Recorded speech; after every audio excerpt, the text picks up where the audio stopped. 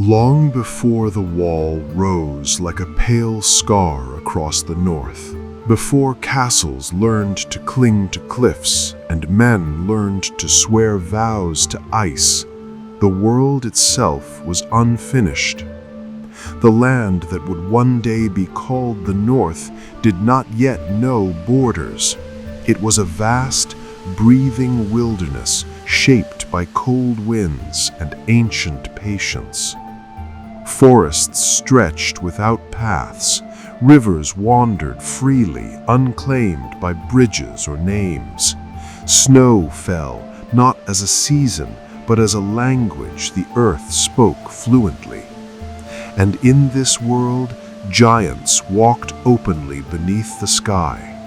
They were not legends yet. They were not memories softened by fear. They were simply there, part of the land, as natural as stone and storm. The giants did not build cities. They did not carve kingdoms into maps. Their presence was quieter, though no less immense. They lived in slow rhythms that matched the land itself, moving with the migrations of mammoths and the long breath of the cold. To understand them, one must first understand the age they belonged to, an era when winter was not an interruption, but the default state of existence. This was the age of endless winter, not a single winter without end, but a world where warmth was brief and fragile, and cold defined survival.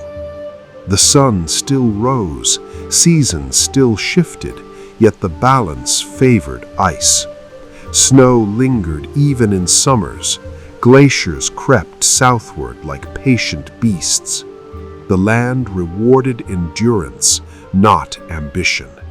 In this world, giants thrived because they did not fight the cold, they listened to it. Their bodies were shaped by generations of adaptation.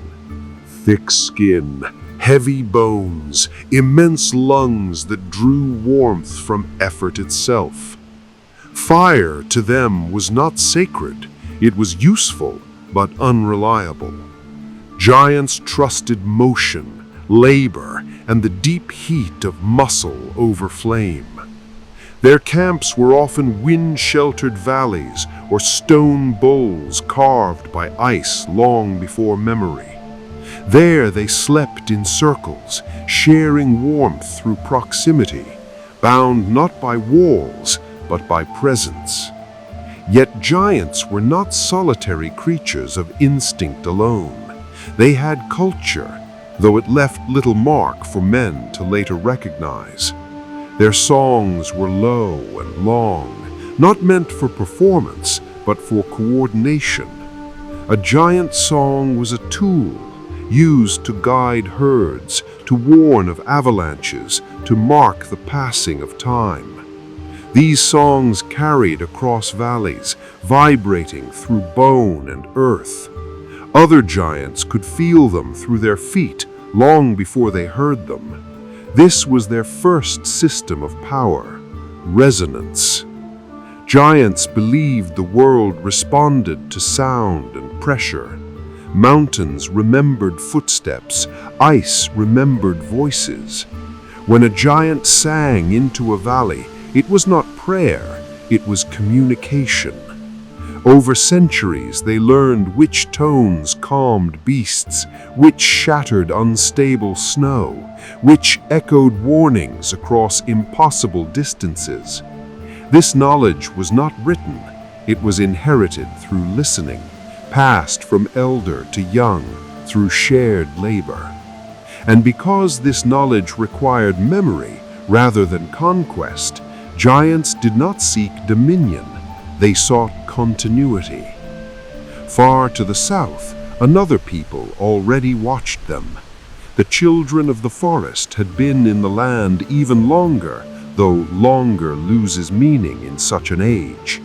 They were smaller, quicker, and far more attuned to the hidden currents beneath the world. Where giants listened to the land's surface, the children listened beneath it. Roots, stones, streams, these were their teachers. Between giants and the children, there was no war. They rarely met, but when they did, it was with mutual caution rather than fear. Giants respected the weirwoods, sensing something ancient and alert within them. The children, in turn, recognized the giants as stabilizers, creatures whose presence kept certain balances intact. Giants trampled forests, yes, but they also broke ice dams, redirected floods, and kept predatory populations in check through sheer scale. Together, without alliance or agreement, they maintained a world that resisted rapid change. Then came the first men. Their arrival did not feel sudden at first. Small groups crossed land bridges and frozen seas, driven by hunger, curiosity, and the slow pressure of survival elsewhere. They brought bronze, fire, and a different way of thinking about the land. To the first men, the world was something to be claimed. They cut forests to build. They named rivers to control them. They marked territory with stone and blood. At first, their numbers were few, their presence barely noticeable amid the vastness of the north. Giants observed them from afar, puzzled rather than threatened. These small creatures burned precious wood for warmth instead of moving. They built shelters instead of seeking valleys. They sang sharp songs full of urgency. But systems collide not through intention, but through scale. As generations passed, the first men multiplied. Their settlements spread along coasts and rivers, places giants had once avoided out of instinct. Bronze axes bit into ancient trees, disrupting the quiet networks the children relied upon. Game animals shifted their paths. Winters, already harsh, grew more unpredictable as the balance began to tilt. This marked the beginning of the second great system of the age, inheritance of land. Giants did not believe land could be owned. A valley was used, then left. A hunting ground was shared, then rested. The first men believed survival required permanence. Fences, walls, and eventually keeps appeared. Structures that resisted the land rather than adapting to it. Tension grew, not from hatred but misunderstanding. When a giant wandered too close to a settlement, it was seen as a threat. When men drove mammoths away from traditional paths, giants responded with force, not malice, but necessity. Each side believed the other reckless. Each side believed themselves reasonable. The children understood the danger first. They saw the patterns forming, how sound no longer traveled cleanly through forests, how rivers altered their courses unnaturally. They began to withdraw deeper into hidden places, relying more heavily on their greenseers to observe rather than intervene. Knowledge, they realized, would soon need protection. Thus began the quiet hoarding of memory. Giants, meanwhile, remained exposed. Their way of life required open land, long distances, and patience. They did not adapt quickly. Their strength lay in endurance, not flexibility. And as winters began to shift into longer, more violent cycles, harbingers of something far worse, the giants found themselves increasingly out of place in a world growing crowded. They felt it first in the storms. Blizzards became sharper, less predictable. Ice sang differently beneath their feet. Old valleys collapsed. The giants' songs, once enough to guide and warn, began to fail in certain regions. Resonance alone could not steady a world being reshaped by conflicting wills. Far in the deep north, beyond where men dared to settle, something else stirred. Something ancient, patient, and cold, in a way even giants did not fully understand. But that knowledge had not yet reached the songs, and the wall had not yet been dreamed. The giants were the first to notice that winter was no longer behaving like a season. Cold had always been present. It had always pressed against skin and stone with equal patience, yet now it lingered with intention. Storms circled the same valleys repeatedly as if testing them. Ice no longer cracked only under weight, but sometimes without warning, splitting open lakes that had slept undisturbed for centuries. To the giants, this felt wrong. Their oldest songs spoke of harsh winters and lean years, but never of cold that waited. This new winter did not simply arrive, it observed. And in places where even giants avoided lingering, the land itself began to feel hollow, as if something beneath it had withdrawn its warmth entirely. This was the first sign of a deeper system awakening, the will within winter itself. The children of the forest understood it sooner, though even they did not grasp its full shape. Their green seers saw not just the land, but the memories buried within it.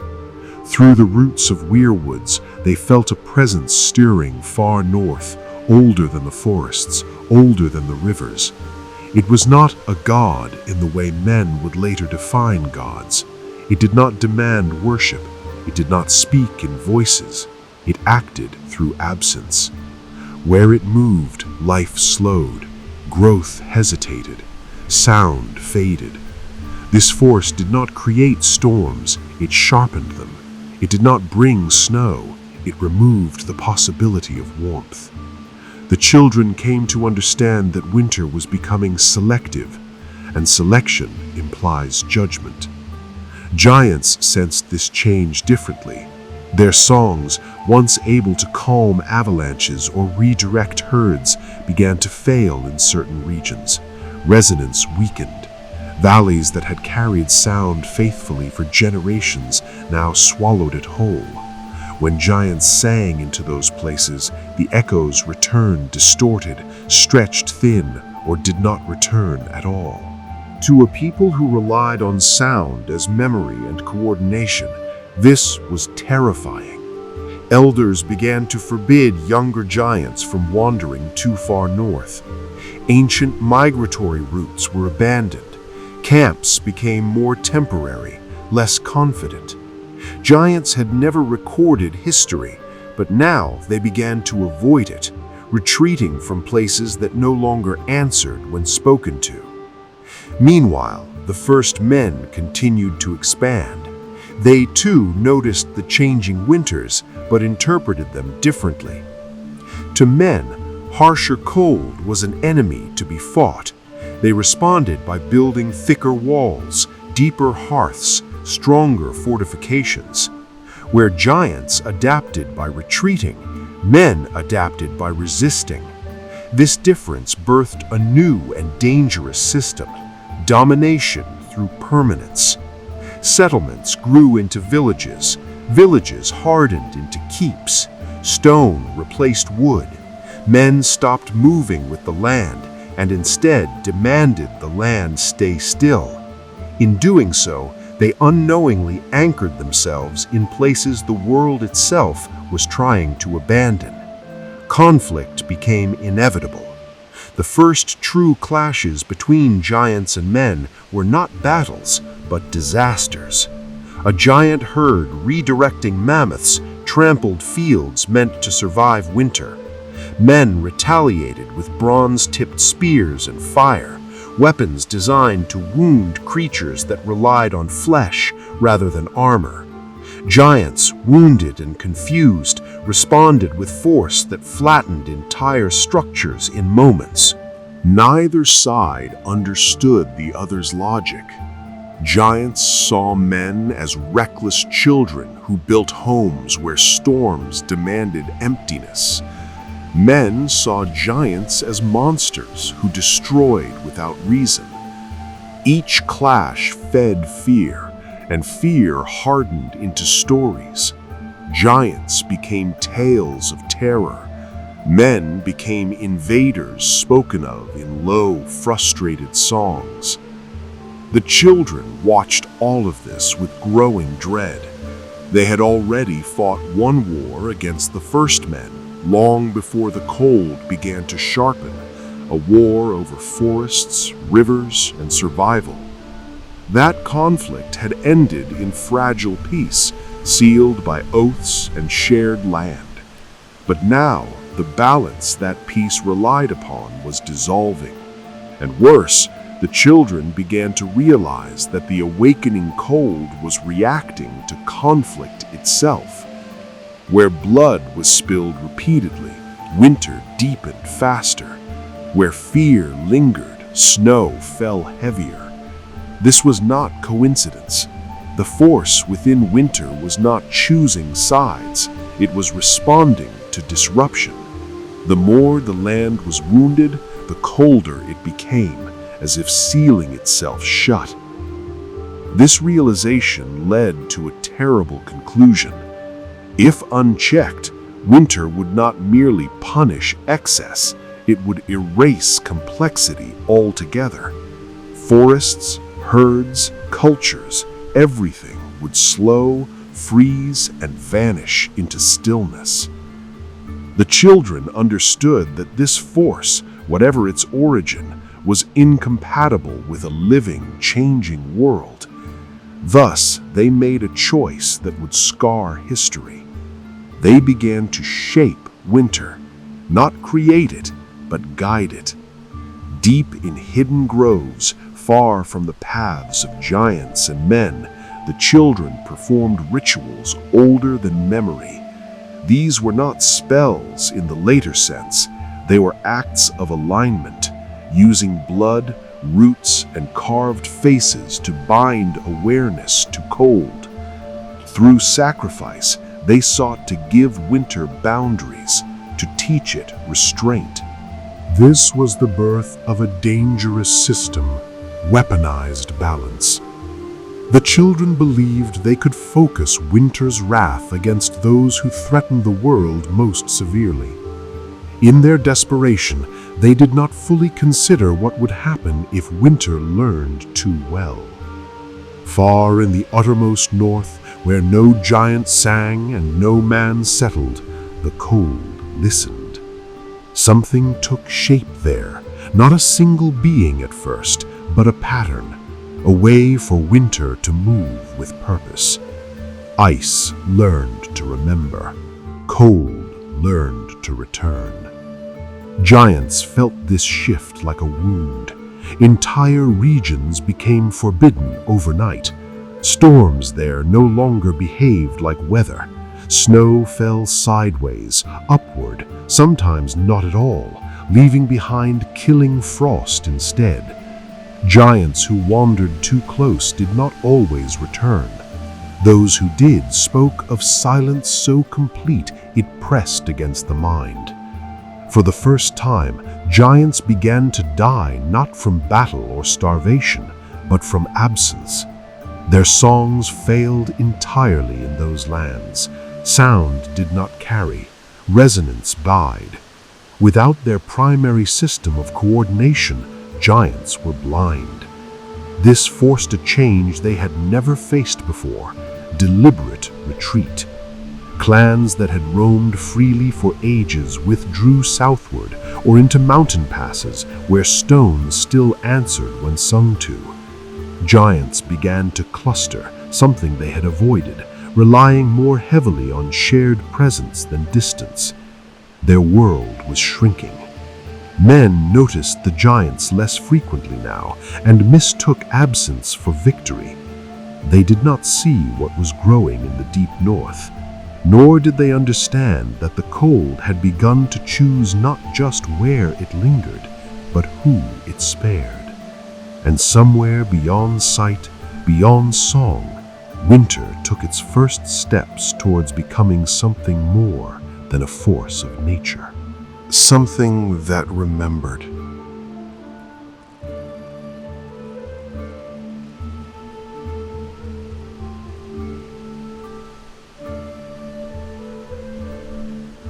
As the giants withdrew from the far north, the land changed in their absence.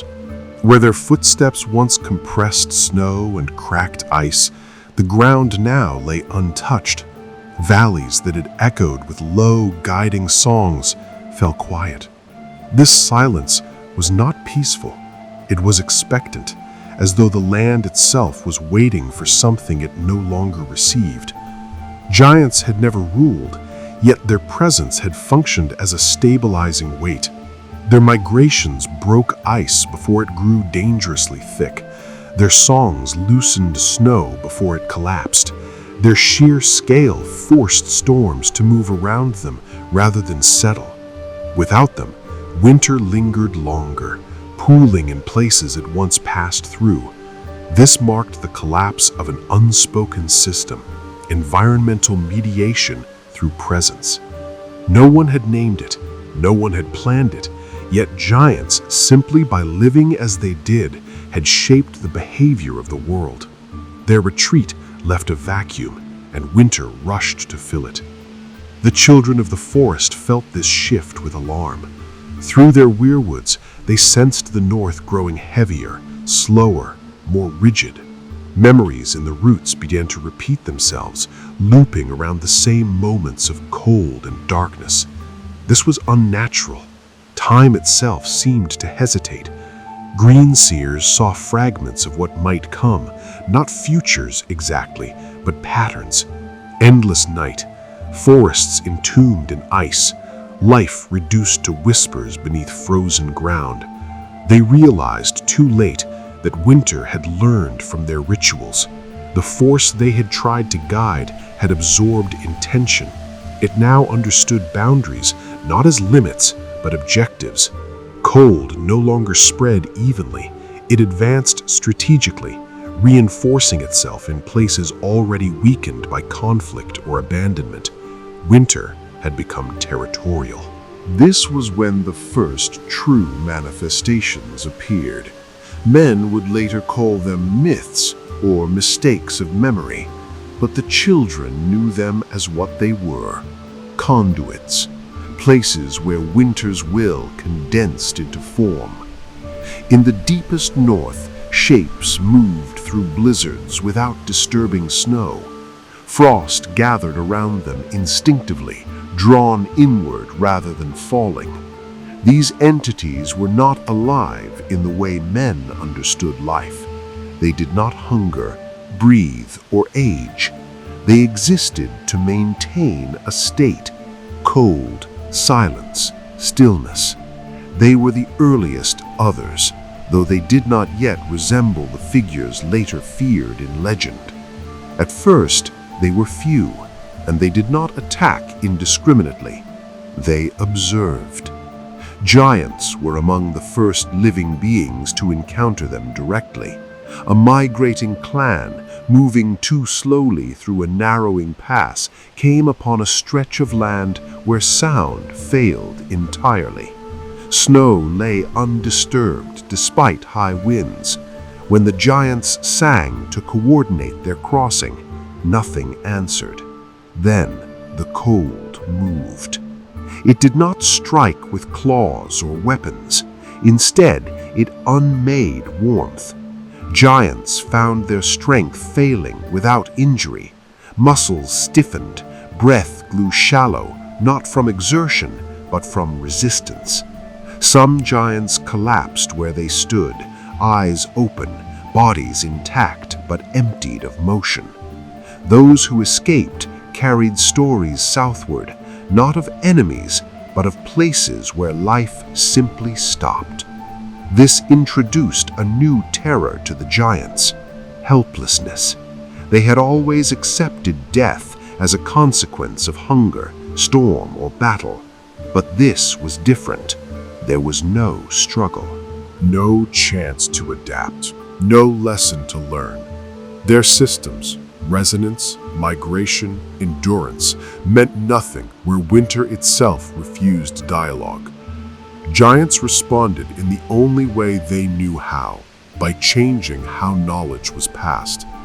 For the first time, elders began to restrict songs. Certain melodies were no longer taught openly.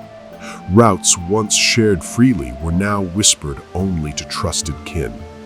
Giants began marking stones, not with symbols, but with deliberate damage patterns, cracks and placements that only their kind understood.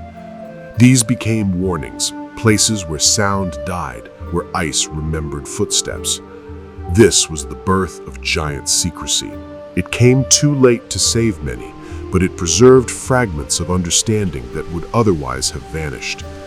Giants had never believed in writing, but now they believed in concealment. Knowledge was no longer something to share freely with the land. It had to be protected from it. Meanwhile, the first men misread the changing world yet again. With giants retreating and forests thinning, men expanded northward more aggressively. Keeps rose closer to lands that had once been avoided instinctively. Bronze gave way to iron. Tools grew sharper. Men believed they were conquering an emptying world. They were wrong. The cold tested them differently than it tested giants. Where giants were undone through stillness, men were undone through obsession. Their response to worsening winters was not retreat, but fortification. They dug deeper cellars, built higher walls, burned more wood. Entire forests vanished into hearth smoke. This only fed winter's advance. Forests gone meant no windbreaks. Frozen rivers meant no fish. Snow reflected moonlight endlessly, confusing animals and hunters alike. Men survived by shrinking inward, clustering around fire, isolating themselves from the land rather than listening to it. This created another dangerous system, dependence on artificial warmth. Fire became sacred to men, not as a tool, but as a lifeline. And anything that threatened it became an existential enemy. When men first encountered the cold's new emissaries, those pale shapes moving through storms, they did not see balance or consequence. They saw annihilation. Stories spread quickly, exaggerated, distorted. Giants became monsters. The cold became evil. The land itself was blamed. Fear, once again, accelerated winter. The children of the forest understood now that their earlier attempt to shape winter had failed. Worse, it had backfired. They could no longer control what had learned to act. The force in the north was growing independent, adapting faster than they could counter. Thus, they turned to a final system they had long avoided: alliance, not with giants alone, and not with men as conquerors, but with men as partners. This decision would lead to oaths, betrayals, and wars still generations away, but its seed was planted here, in this age of quiet collapse. The children began sending envoys south, appearing to select men in dreams, teaching them fragments of older truths, not spells, but understanding. They taught that winter was not an enemy to defeat, but a force to contain, that some things must be walled, not fought. Far north, the cold continued to gather. The others multiplied slowly, learning the land as giants once had, but without warmth, without mercy. They did not yet march south. They waited, patient as ice. And deep beneath the coming snow, the idea of a wall, tall, absolute, unnatural, began to form, not in stone, but in desperation. The world before the wall was ending. What followed would be built not on harmony, but on fear. Fear does not announce itself with noise. It settles quietly, altering decisions before it ever shapes action. In the generations that followed the giants' retreat, fear became the most influential force in the north, more persuasive than hunger, more enduring than war. Men felt it most sharply during the long nights. Winters stretched beyond memory now. Snow did not melt between seasons in many regions. Fires burned constantly, yet warmth never seemed to spread far from their glow. Children were born who had never seen true summer, only paler intervals of cold. Elders spoke of shorter winters as if recalling a myth. It was during one such winter that the first organized watch began. Not a wall, not yet, but men posted guards not against beasts or raiders, but against the dark itself. They watched the tree line. They listened for silence rather than sound. When storms passed without wind, they grew uneasy. When snow fell without clouds, they prayed to gods they barely understood. This marked the emergence of a new system, vigilance against the unseen. Unlike giants, men could not sense the land's intentions. Unlike the children, they could not read memory in roots and stone. Their only defense was observation, constant, exhausting, incomplete. Yet it was enough to change how communities functioned. Villages reorganized around watchfulness. Night fires were maintained not for warmth, but for reassurance. Rotations were established. Those who watched longest were revered, even when they saw nothing. Over time, this practice became ritualized, then moralized. To watch was virtuous. To sleep too deeply was dangerous. This cultural shift mattered more than any single battle. Meanwhile, the children of the forest continued their quiet intervention. They could no longer stop the cold, but they could guide awareness. Through dreams and whispered visions, they taught select men to recognize patterns rather than enemies. These men learned that the cold responded not to courage, but to disturbance. The more violently one resisted it, the more fiercely it pressed back. Among these chosen listeners emerged the earliest figures history would later reduce to archetypes, the first mediators between fear and restraint. They were not kings, they were not warriors, they were oath keepers. These men swore promises not to conquer further north, not to burn forests without need, not to pursue victory where survival sufficed. Their oaths were not enforced by law, but by belief that breaking them would invite winter's full attention. This belief system did not spread widely at first. Many dismissed it as weakness, but those who followed it survived longer winters with fewer losses. Their settlements endured when others vanished. The children understood that belief itself could shape outcomes. At the same time, giants faced their own reckoning. Clustered now in smaller territories, giants began to change in ways subtle but profound. Their numbers declined, not from slaughter, but from separation. Migration routes were broken. Ancient mating paths became inaccessible. Giants lived longer lives, but fewer were born. Their songs shifted accordingly. Where once giant songs guided herds and weather, now they mourned absence. Low, sustained tones replaced rhythmic coordination. Giants sang not to the land, but to each other, to remember routes no longer safe, valleys no longer open. In these songs, something new appeared, anticipation. Giants began to sing of a coming barrier, not a physical one, but a boundary beyond which the world refused dialogue. They did not know what form it would take, only that the north itself was closing. This intuition led to another transformation, intentional distance from men. Where giants once tolerated human expansion with indifference, they now avoided it entirely.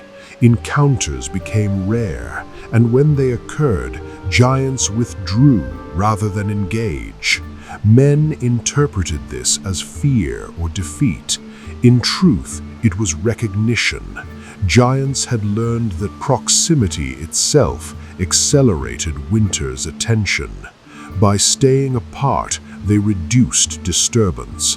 By limiting contact, they preserved what little balance remained. This withdrawal would later be remembered as disappearance. Far north, the others refined their purpose. They did not multiply quickly. They did not conquer territory. Instead, they established zones of absolute stillness, regions where time itself seemed restrained. Snow did not drift there. Ice did not crack. Nothing decayed, yet nothing lived. Within these zones, cold reached a purity the children had never intended. The others began to move more confidently through storms, learning how to shape them.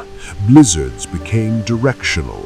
Frost spread in patterns that mirrored earlier human conflicts. Winter was no longer reacting, it was planning. This was the final proof that winter had crossed a threshold. It was no longer merely a force of correction. It had become an agent of erasure. The children convened for the last time in open groves. Many would retreat permanently afterward, withdrawing into places unreachable by men or cold alike. In that gathering, they made a decision that would define the age to come. They would not attempt to destroy winter. They would confine it. To do so, they required something unnatural, something that violated the land's tendency toward equilibrium, a structure that resisted memory, a boundary so absolute that even winter's will would be slowed. But such a structure could not be raised by the children alone. It would require men's ambition and giants' labor. This convergence was rare and fragile.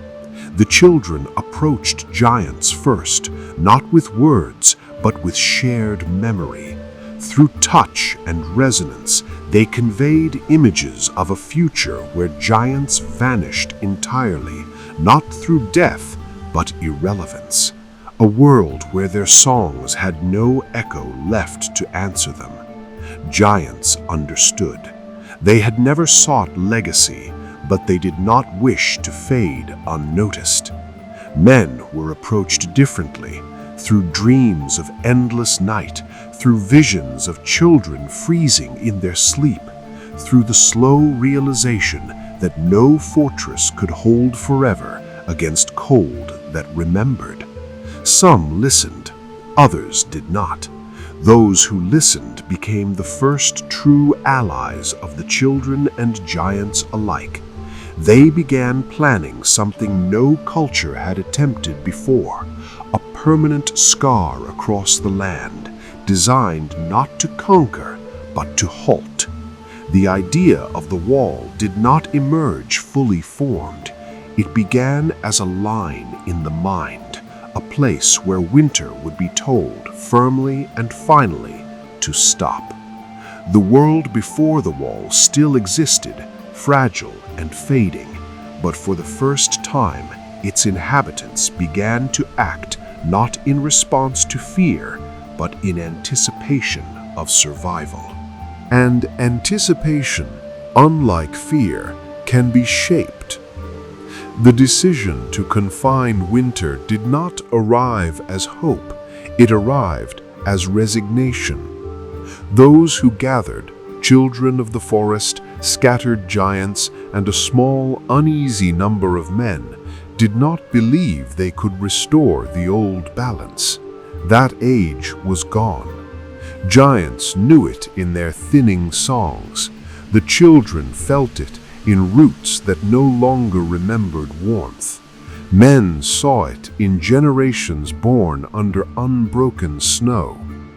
What they sought now was not harmony, but separation. To understand what followed, one must understand a truth often lost to later ages.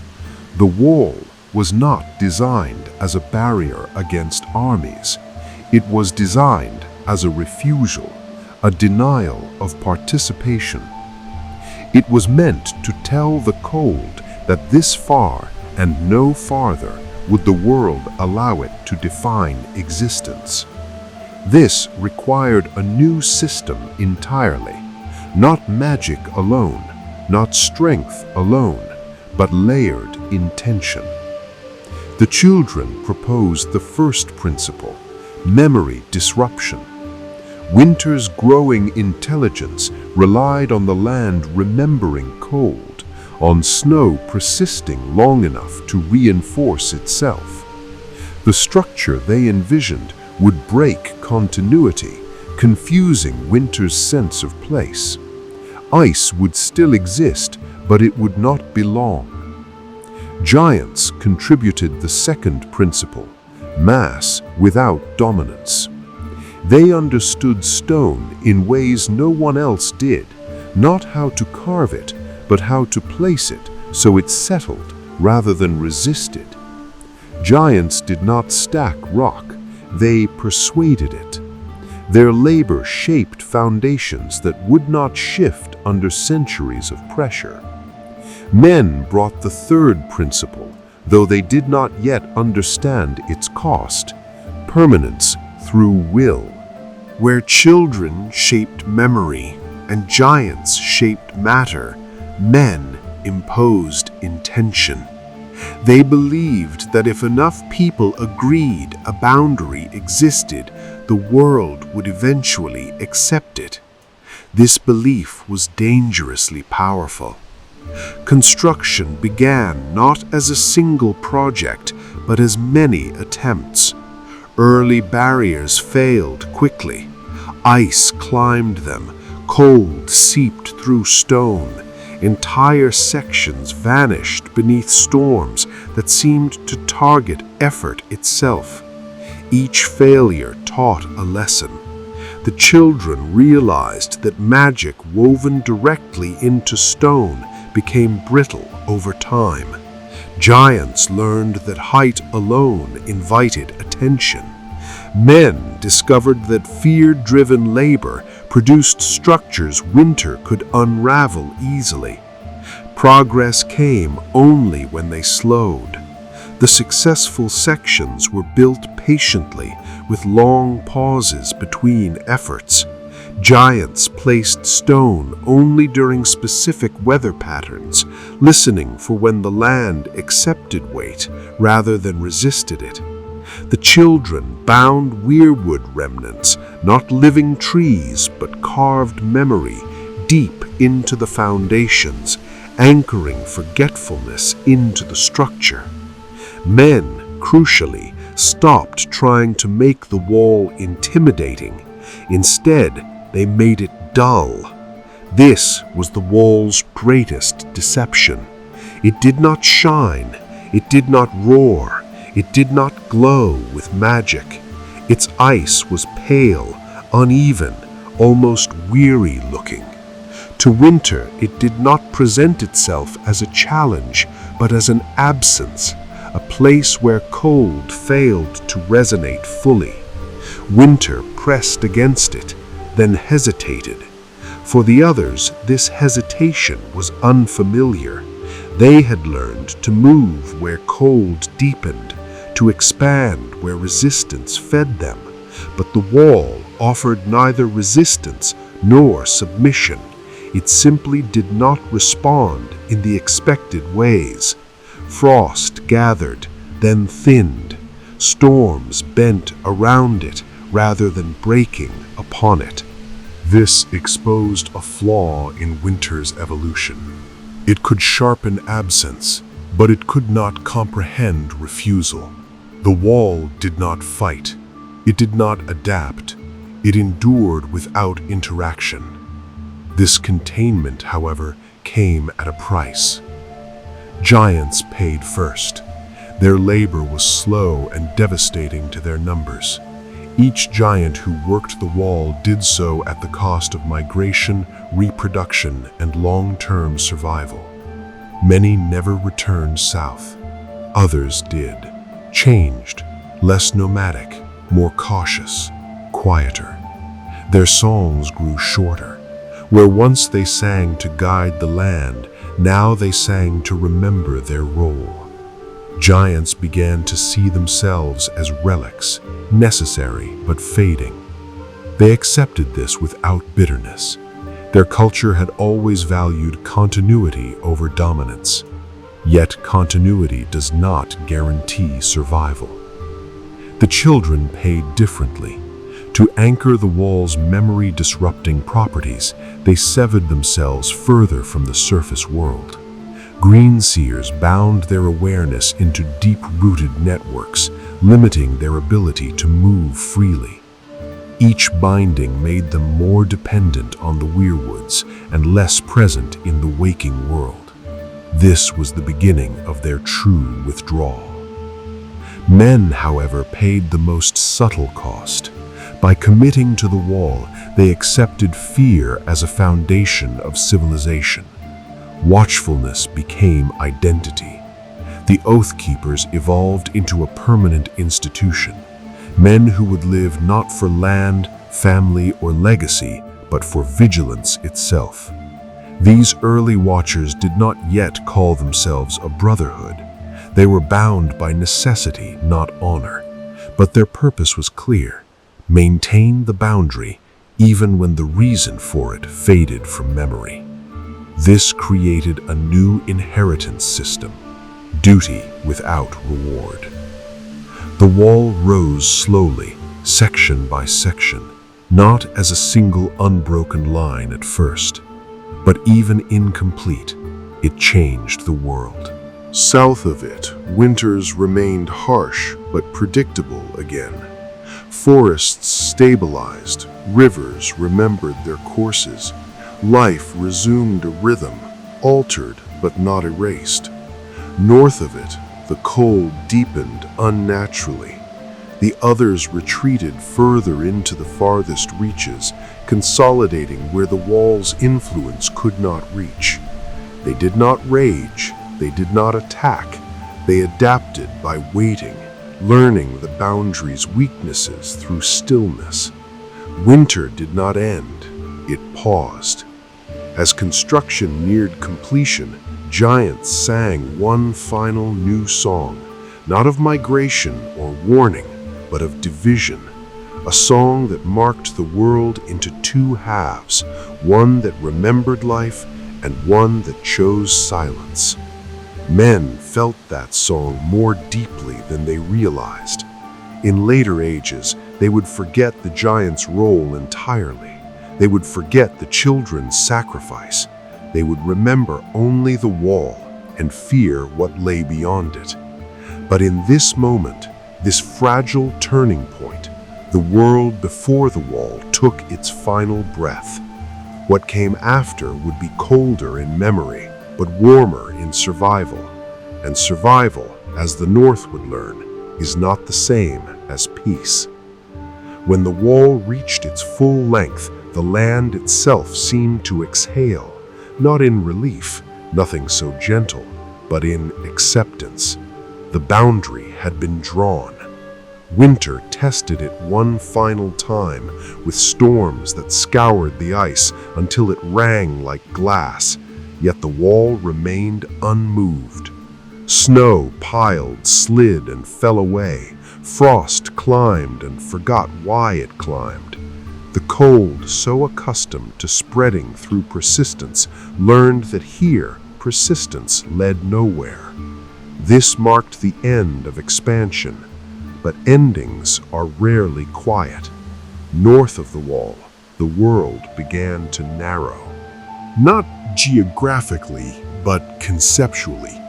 The others withdrew deeper into regions where even memory felt thin. They did not abandon the lands nearest the wall, they hollowed them. Life there slowed until it existed only in traces, tracks that never finished forming, echoes that ended mid-sound. Winter learned to conserve itself. This was a new system entirely, concentration of cold rather than diffusion. Where once winter had spread to erase complexity, now it gathered to preserve its own integrity. The others became fewer, but more defined. They no longer wandered aimlessly through storms. They established routes, cycles, patterns that mirrored the earlier migrations of giants, an unsettling inheritance. South of the wall, the world changed in subtler ways.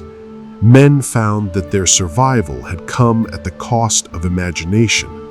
The wall was so vast, so final, that it discouraged thought beyond it. Generations grew up believing the world ended at ice. Stories of giants faded into exaggeration, then ridicule. The children of the forest slipped into myth, their contributions reduced to superstition. This forgetting was not accidental. The wall's memory-disrupting nature did not stop at winter. It dulled curiosity. Knowledge of why the wall existed became less important than knowledge of how to maintain it. This suited the new order well. Thus emerged the formal watch. What began as vigilance became doctrine. Recruits were taught routines rather than reasons. Oaths were codified, simplified, stripped of context until only duty remained. This made the watch resilient, but also blind. They guarded the wall faithfully, yet understood little of the forces it contained. This institutional forgetting was itself a system, preservation through ignorance. Men believed that if knowledge faded, fear would fade with it. They were half right. Fear became quieter, more manageable, but understanding faded as well. Giants observed these changes from afar. Those who remained south of the wall lived increasingly isolated lives. Their numbers dwindled further, not from violence, but from incompatibility. The land south of the wall no longer needed them. Forests stabilized without their mediation. Herds adjusted to human patterns. Giants found themselves surplus to the world's new balance. Some retreated into high mountains where human settlements did not reach. Others crossed north of the wall deliberately, choosing exile over obsolescence. These giants were never seen again, but their choice mattered. They had recognized something men could not. The wall did not only divide land, it divided time. North of it, ancient rhythms persisted, slowed but intact.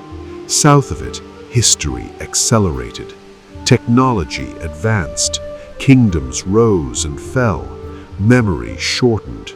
Giants, creatures of long continuity, belonged more naturally to the frozen side of the divide, even if it meant facing winter's silence.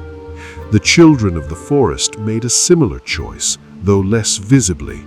Those who had bound themselves deeply to the weirwoods withdrew entirely into root and vision. Their bodies grew frail, their lives extended unnaturally. They became custodians of memory without audience. South of the wall, they were remembered as sprites and demons. North of it, they were scarcely remembered at all. Their final act had been to ensure survival. They had not ensured understanding. As centuries passed, the wall became normalized. Men built castles along it, then roads. Trade routes formed southward. The walls ceased to feel like a response to catastrophe and became instead a feature of the landscape. Imposing, yes, but inert. This complacency did not go unnoticed. The others observed patiently. They did not test the wall directly. They learned instead about men, how often the watch rotated, how signal fires were maintained, how attention drifted during long peace. They discovered that while the wall disrupted memory, it also encouraged routine. Routine, to an adaptive force, is opportunity. Winter began to express itself differently along the wall. Not colder, but thinner. Frost patterns became more precise. Ice sang faintly during certain nights, responding to moonlight rather than temperature. These changes were subtle, easily dismissed by men who no longer knew what to look for. This was winter's long strategy. It could not pass the wall through force, but it could wait for meaning to erode. Meaning, unlike stone, decays quickly when untended. Giants north of the wall felt these shifts acutely. The land there remained hostile, but coherent. Sound still carried in limited ways. Ice still remembered certain songs. These giants adapted, learning new paths, new rhythms. Their culture changed again, leaner, quieter, more inward. They became guardians of nothing, witnesses to everything.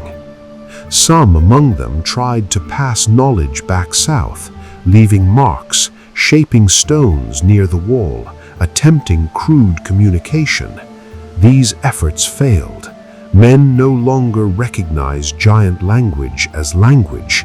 To them, such signs were curiosities at best. Thus, the last bridge between eras collapsed.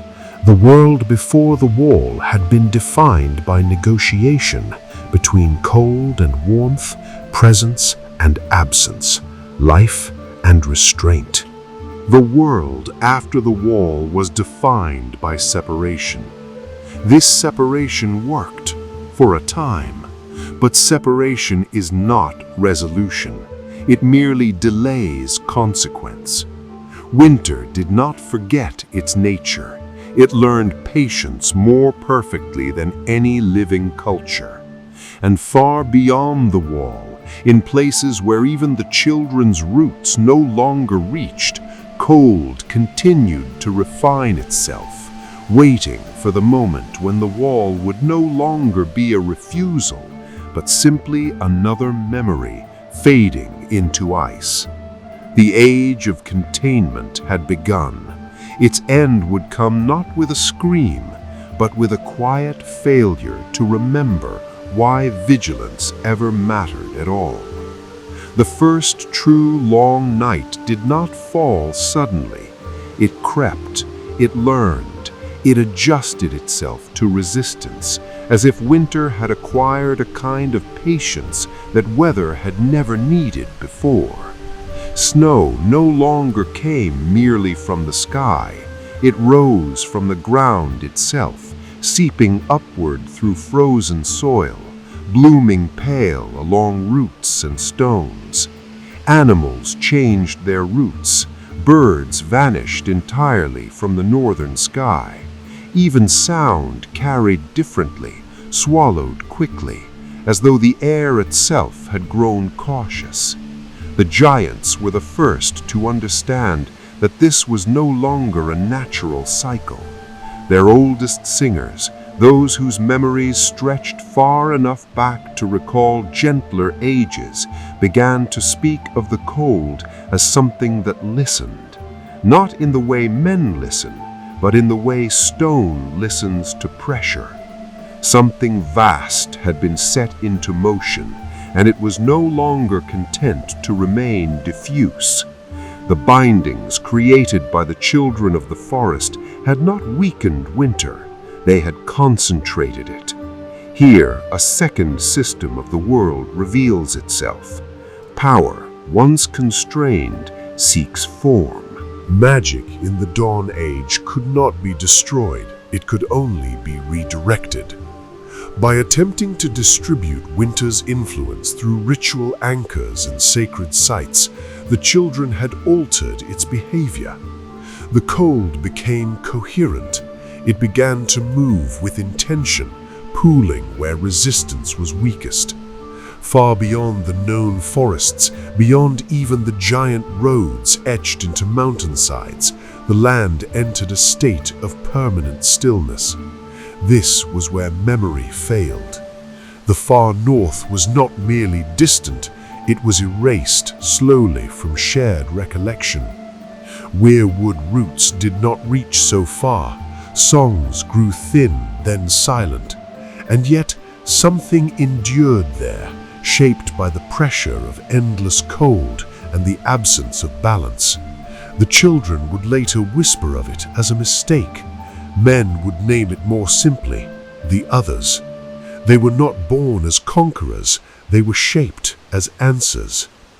The oldest and most carefully guarded truths of the children speak of a desperate experiment. As winter deepened and their rituals failed to restore equilibrium, a faction among them sought to create a counterforce, something that could hold the cold in a stable pattern, preventing it from spreading further south. They did not intend to create rulers or armies.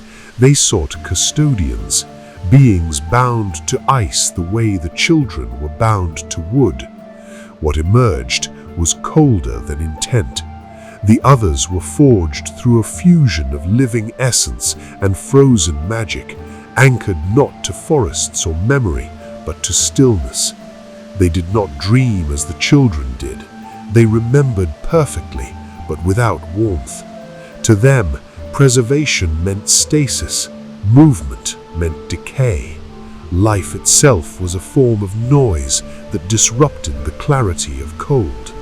This was the third system the world revealed. Preservation without change becomes extinction. The others did not rise immediately. For generations, they remained bound to the deep north, holding winter in place as intended. The land south of them stabilized briefly. Snow retreated, forests regrew, men multiplied. The giants resumed older paths, though cautiously, avoiding the farthest reaches of their ancestral lands. But balance is not maintained by force alone. As men spread, they did what men have always done when land grows fertile again. They claimed. They cut forests. They hunted aggressively. They burned weirwoods for warmth, ignorant of their function. With every tree lost, the children's ability to observe and remember weakened. The systems that once communicated quietly across centuries began to fracture. The others noticed. They did not see men as enemies at first. They saw them as variables. Warmth increased. Noise returned. Seasons grew erratic again. From the perspective of ice-bound custodians, the experiment was failing. Winter was slipping from containment. So the others adapted. They learned to move. This movement marked the true beginning of the long night. When the others crossed southward, winter followed them, not as weather, but as presence. Frost advanced ahead of them. Fire dimmed in their wake.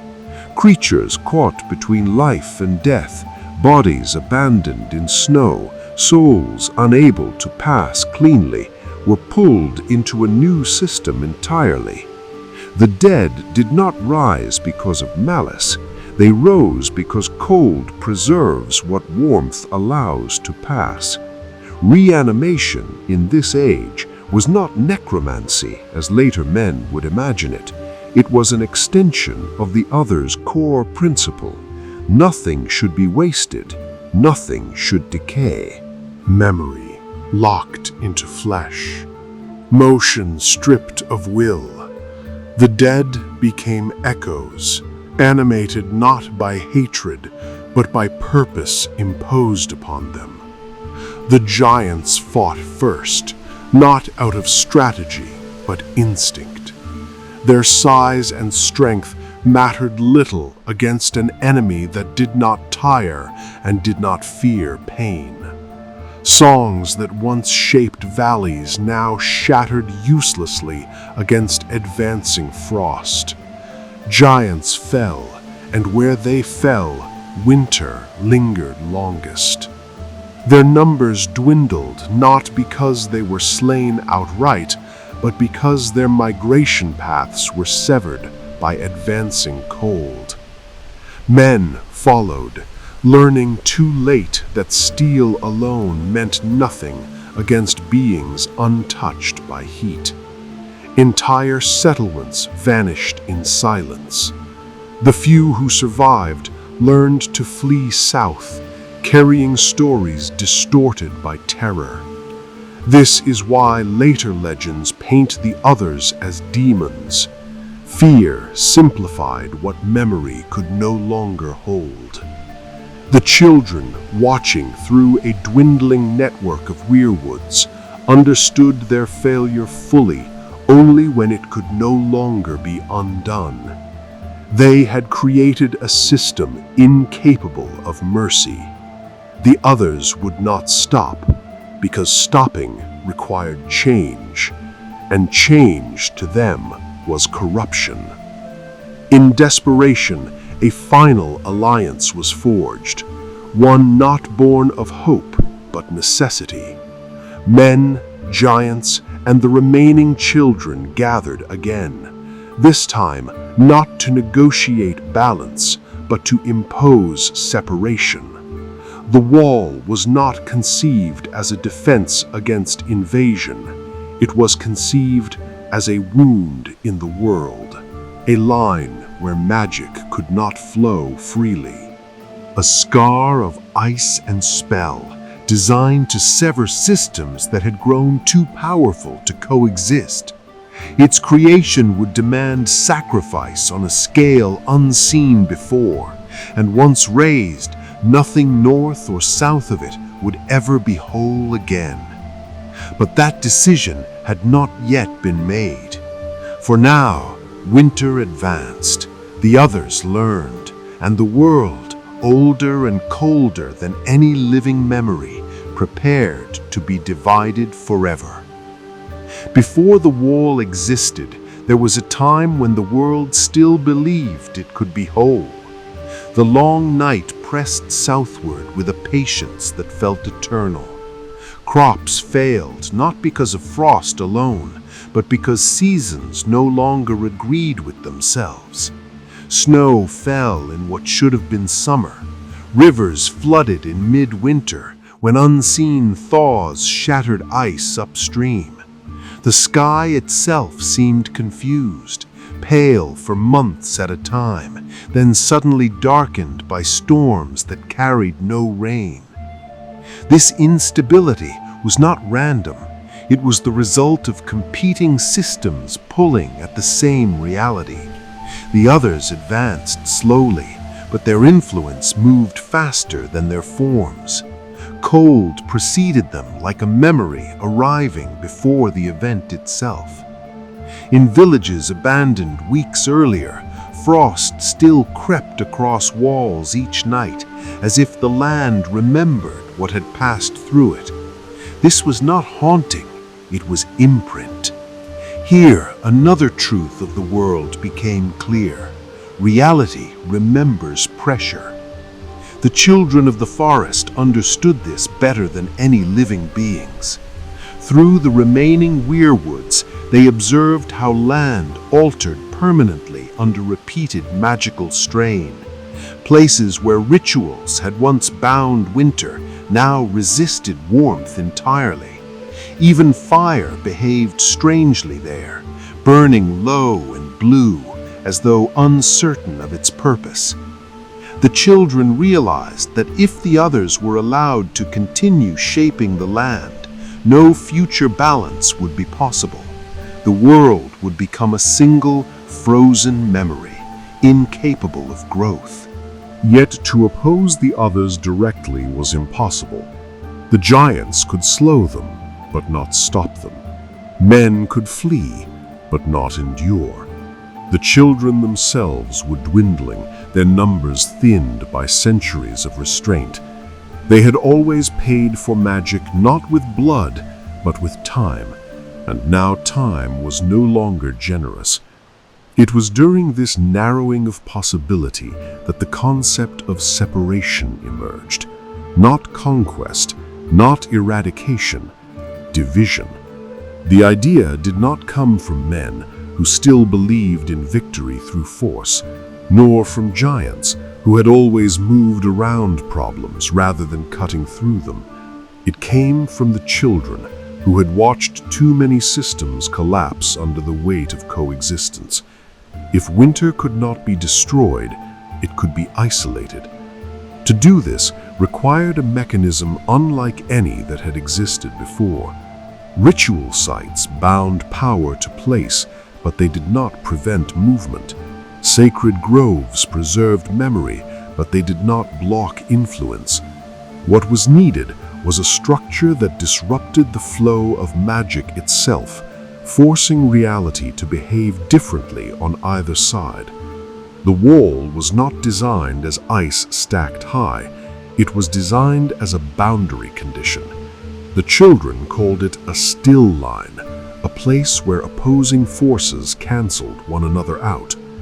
To achieve this, the wall had to be both physical and conceptual. Ice alone would not suffice. Stone alone would crack. Magic alone would diffuse. The wall would need all three, bound together in a way that denied adaptation. Giants were essential to its shaping. Their understanding of stone was not technical, but intuitive. They knew how mountains held themselves upright, how pressure distributed through mass. Under their guidance, the foundation of the wall was laid not atop the earth, but into it. Deep trenches were carved, filled with layered materials chosen not for strength, but for incompatibility.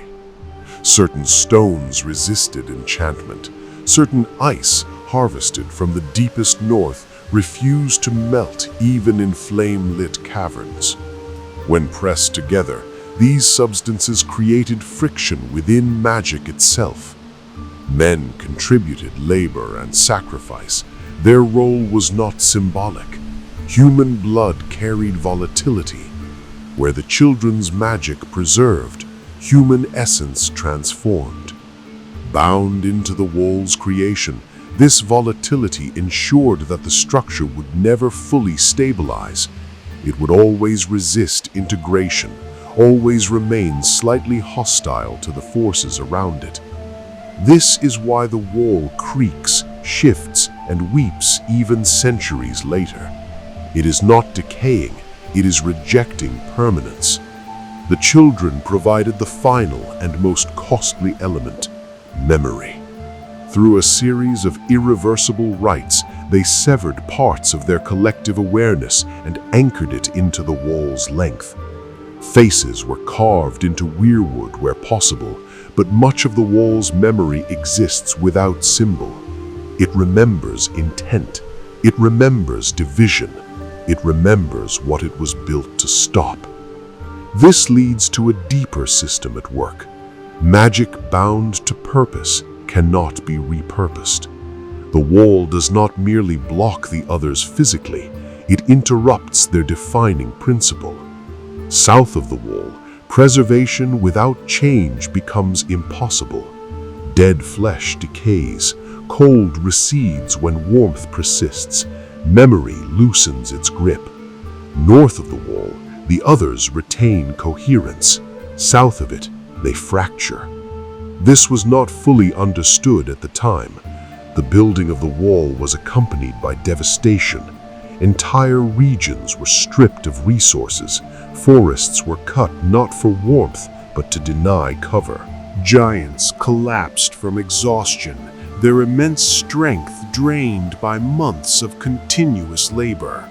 Many died where they stood, entombed into the wall's lower reaches, their bones reinforcing the structure in ways no mason could replicate. When the wall was finally raised, it did not shine, it absorbed light. Those present described an unnatural quiet falling across the land, as though the world itself were holding its breath. Snow ceased its advance, frost retreated from southern valleys. The others halted their movement, not because they chose to, but because they could not proceed without losing what they were. For a time, the long night ended. But the cost of division was not limited to the north. The wall severed more than geography. It fractured knowledge. The children's network of memory was permanently damaged. Many truths could no longer be transmitted southward. Men, relieved and exhausted, began to mythologize rather than remember. The giants withdrew, their numbers broken, their songs quieter. They no longer sang of shaping the world, only of surviving it. And north of the wall, winter endured, contained but concentrated. The others did not vanish. They adapted to stasis, waiting within it, refining their understanding of the boundary that held them. They learned where it weakened, where magic thinned, where vigilance mattered most. Time, after all, was never their enemy. The world had been saved, but not healed. From this moment onward, history would move differently on either side of the wall. South, life would grow, forget, and repeat old mistakes. North, cold would remember everything. And somewhere within the ice and stone between them, the wall listened, holding fast to a purpose that none living fully remembered, yet all depended upon. The years that followed the raising of the wall did not feel like an age of triumph. They felt like exhaustion settling into the bones of the world. South of the wall, winter loosened its grip, but it did not retreat entirely. It learned restraint. Snow still fell, yet it obeyed rhythms again. Rivers thawed when they should. Fields recovered, slowly, stubbornly, as if the land itself were relearning how to trust warmth. Men called this return of order a victory, though few could explain what had truly been won or what had been lost to secure it. This was the beginning of forgetting. The wall did not merely divide cold from warmth, it divided understanding. Systems that had once overlapped, magic, memory, land, and living beings, were now forced into separate domains. South of the wall, magic thinned, not vanished but diffused, its presence subtle enough to be mistaken for coincidence. North of it, magic condensed, becoming brittle, exacting, and unforgiving. Here lies another core system of the world. When knowledge loses its environment, it decays. The children of the forest felt this decay immediately. Their weirwood network still existed, but it was incomplete. Roots that once carried memory across vast distances now ended abruptly at the wall's foundation, where intention turned inward and refused passage. The children could no longer see the far north clearly. Their dreams grew narrower, bound to surviving forests and groves. Where once they had observed centuries unfolding like slow rivers, now they perceived history in fragments. They began to withdraw, not as a retreat born of fear, but as a necessary adaptation. The children had always thrived where patience mattered more than presence. As men multiplied and reshaped the land, the children faded into deeper woods. into places where axes rang less often and fire did not linger. They preserved what they could, knowing that preservation itself now carried risk. Memory shared too freely would invite misuse. Men, meanwhile, built. The first true human kingdoms emerged in the centuries following the Long Night. These early realms were not united by ideology or culture, but by relief. Survival no longer required constant movement.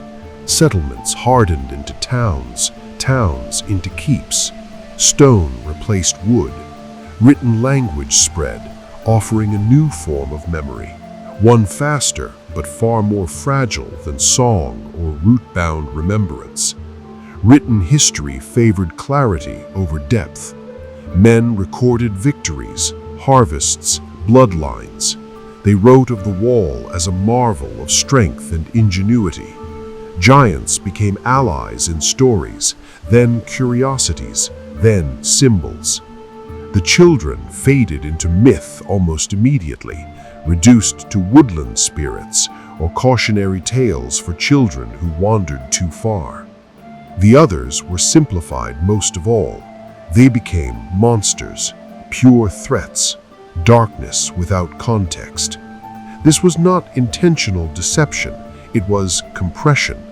Human memory, unlike the weirwoods, does not preserve complexity well over long spans. It reshapes threats into shapes that can be feared and therefore managed. By reducing the others to enemies, men freed themselves from the more troubling truth that they were consequences. North of the wall, time behaved differently. The others adapted to containment with a discipline that bordered on reverence. Their purpose had failed, but it had not been invalidated. Winter remained bound to them, yet without expansion, it became introspective. Cold refined itself. Landscapes stabilized into permanent states. Snowfields no longer advanced, but they deepened, layer upon layer, each season preserved atop the last. The dead continued to rise, though less frequently. This was not escalation, it was maintenance. Bodies lost in storms, creatures frozen mid-migration, even fallen giants were incorporated into the system of stillness. Reanimation north of the wall became a means of continuity, not conquest. Each preserved form extended memory outward, a record of what had come before, locked into motion without agency. Yet even this system began to strain. The wall, though unyielding in purpose, was not infinite. It required attention. It demanded guardians.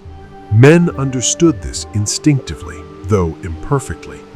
From scattered watchposts and early keeps emerged the first organized watchers, those who would one day become the Night's Watch. Their original mandate was not honor, nor exile, nor redemption. It was maintenance. The wall was a mechanism, and mechanisms fail when ignored. This introduces another system rarely understood. Vigilance is a form of magic. The wall's power was never autonomous. It responded to presence, to intent, to the awareness of those who stood beside it. Where watchers remained alert, magic held firm. Where complacency crept in, subtle weaknesses formed. Frost gathered faster. Sounds carried oddly. Shadows lingered longer than they should. Early watchers knew this without words. Their rituals were simple. Fires kept at precise intervals. Patrol routes repeated regardless of weather. Oaths spoken aloud to no one in particular. These were not traditions. They were calibrations. Over time, as generations passed without a true northern incursion, vigilance softened into routine. Purpose blurred into custom. The watch became an institution rather than a necessity, and institutions, like written histories, favor continuity over understanding. The giants, diminished and scattered, avoided the wall entirely. To them, it felt wrong. Their songs, though quieter now, spoke of a place where the world's breath caught unnaturally. They remembered the cost embedded in its foundation. They knew that nothing built to deny change could ever truly belong to the living. As centuries rolled forward, the wall stood. The others waited. The children watched less and less. Men forgot more and more. What had once been a carefully balanced scar hardened into a symbol. What had been a living boundary became a monument. And monuments, while impressive, are poor teachers. Deep north, beyond memory and song, cold continued to learn. It learned patience from time. It learned precision from containment. And it learned that the greatest weakness in any system is not force, but neglect. The world had survived the long night, but survival is not the same as safety. Centuries passed, and the wall endured in a way few living things ever do. Snow and ice layered themselves along its face, but its core remained unchanged, locked into the purpose that had shaped it. South of it, generations of men were born into a world where winter arrived and departed with relative obedience. The terror of endless cold faded into stories told beside hearth fires, their edges dulled by repetition. What had once demanded attention now demanded belief, and belief is far easier to loosen than vigilance. This was the age when watching became routine. The night's watch still stood, though not as it had in its earliest years. Its founders had understood the wall as a living boundary, something that required awareness as much as stone and ice. Their successors inherited the structure, but not the urgency. Oaths remained, patrols continued, fires were lit on schedule, yet the deeper understanding, the sense that presence itself reinforced the wall's function, thinned with each passing generation. Here, another system of the world revealed itself quietly. Power sustained by ritual fails when ritual loses meaning.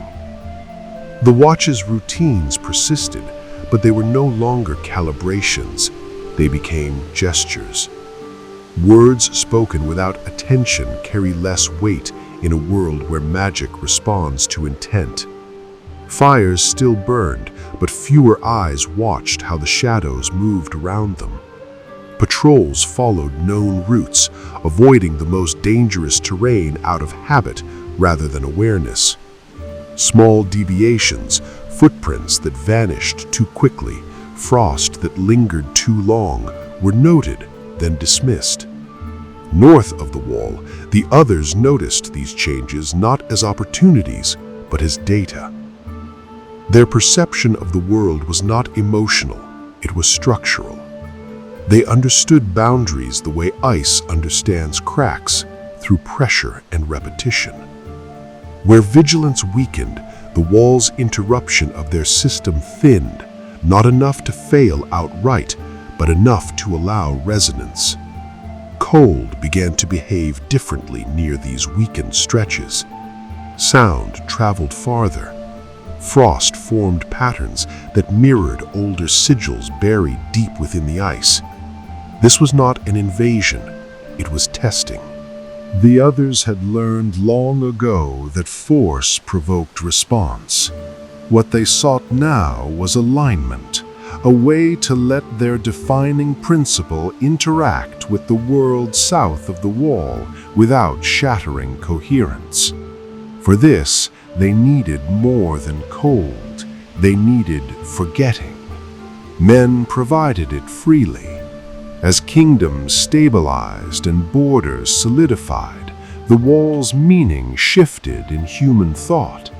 It became the edge of the known world, a place where maps ended and imagination took over.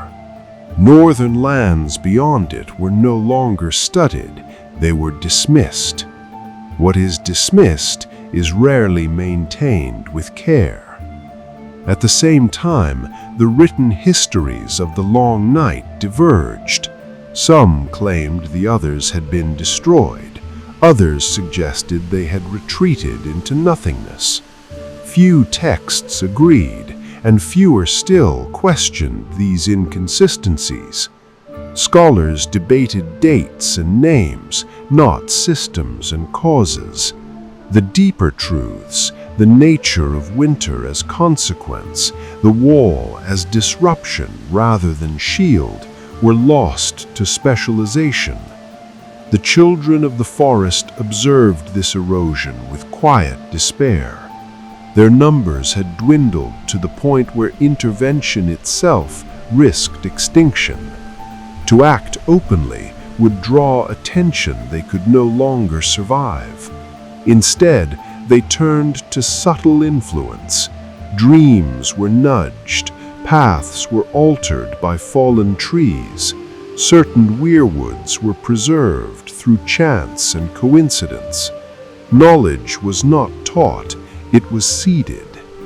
This reveals another system long misunderstood. Prophecy is not foresight, but delayed memory. The children did not predict futures. They preserved fragments of the past and allowed them to surface when conditions aligned. A man dreaming of blue eyes in the snow was not seeing what would be, but what had already happened before, echoing forward through weakened boundaries of time and understanding. Meanwhile, giants lingered at the margins of history. Their kind had never recovered from the long night's toll. Those who remained lived far from human settlements, following shrinking routes between high valleys and frozen plains. Their songs grew simpler, less concerned with shaping the land and more with remembering it. They avoided the wall entirely, treating it as a place of wrongness where the world's breath stuttered unnaturally. On rare occasions, giants encountered watch patrols. These meetings were brief and tense, marked by mutual caution rather than hostility. Giants knew men no longer understood the old balance. Men knew giants carried memories they could not share. Between them lay silence, heavy with things neither side could name. Far north, beneath layers of preserved snow and ice, the others refined their system further. They learned that memory did not require flesh alone. Landscapes could remember. Storm patterns could be shaped to repeat. Even fear, carried south by survivors of harsh winters, could weaken vigilance indirectly. Each tale, exaggerated, simplified, and repeated, created distance between truth and practice. Distance, in turn, loosened the wall's effectiveness. The dead, when they rose now, did so closer to the wall than ever before, not in great numbers and not with purpose visible to human eyes. They moved as feelers, extensions of a system probing for alignment. Where they crossed paths with watch patrols, confusion followed. Tracks vanished, bodies burned poorly. Reports conflicted. Each inconsistency was resolved not through investigation, but through assumption. Wildlings, men said. Old bones, they wrote. Tricks of the cold. Thus, neglect disguised itself as reason. The wall still stood. Winter still obeyed, mostly. Life continued south of the boundary, rich enough to distract from distant threats. And that was enough to convince most that the old danger had passed. But systems do not forget their origins. Cold, bound north of the wall, remembered the age when it moved freely. It remembered the still line that stopped it. And as vigilance eroded into habit, habit into ceremony, and ceremony into tradition, the wall's greatest strength, intent, thinned almost to transparency. The world was not yet in danger, but it was no longer prepared. The first failures of the wall did not announce themselves. There was no thunder, no collapse of ice or stone, no sudden advance of darkness. Instead, the boundary began to misbehave in ways so small they could be mistaken for weather, fatigue, or chance. A watchfire burned lower than expected. A horn echoed strangely, as though the sound hesitated before returning. Frost crept inward along the wall's southern face during nights that should not have allowed it. These were not breaches, they were misalignments. The wall's strength had never rested solely in its height or thickness. It lay in the continuous tension between forces that should not coexist. When built, that tension had been actively maintained through awareness, through deliberate presence. Now, as vigilance thinned, the wall's internal balance shifted subtly, like a bowed string slowly losing tune. Here, another system of the world revealed itself with quiet inevitability. Boundaries fail first in meaning, not in matter. The Night's Watch noticed the changes, but not as a pattern. Reports were isolated. One ranger spoke of a stretch where the ice felt brittle under his hand, too dry, too sharp. Another mentioned hearing movement far north during a still night, though no storm followed. Each account was recorded, debated, and ultimately filed away beneath older assumptions. The others, it was believed, were legends. Legends do not produce data. North of the wall, the others sensed the shift immediately. They did not perceive cracks as humans do. To them, the wall was not a surface, but a distortion in the flow of preservation. Where that distortion weakened, their system could resonate faintly with the world beyond. Cold pressed inward at these points, not to cross, but to listen. The ice itself carried information, transmitting subtle changes in temperature, pressure, and decay. This was how the others learned something crucial. South of the wall, death behaved differently. Bodies decayed, memory slipped, life moved forward without preservation. To the others, this was loss, waste on an incomprehensible scale. They did not hate the living world for it, they pitied it. And pity, when paired with certainty, is a dangerous thing. The others began to experiment again, not with force, but with influence. They discovered that the wall's interruption of their power was weakest where human attention was thinnest. Abandoned towers, rarely patrolled stretches, regions dismissed as stable, became points of subtle pressure. Cold lingered there longer. Snow fell heavier. Wild animals avoided these places instinctively, leaving gaps in the natural order that went unnoticed by men. This reveals another system long hidden. Nature responds to imbalance before civilization does. As wildlife shifted, so too did the people living beyond the wall. The free folk, descendants of those who had never bent knee to southern kings, felt the changes not as theory, but as survival challenges. Hunting grounds froze earlier, game migrated south unpredictably. Old paths vanished beneath unfamiliar drifts.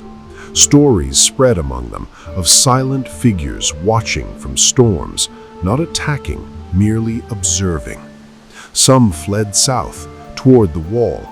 Others moved deeper north, away from it. Both choices fed the same outcome. Those who fled brought fear and confusion with them, testing the Watch's assumptions and patience.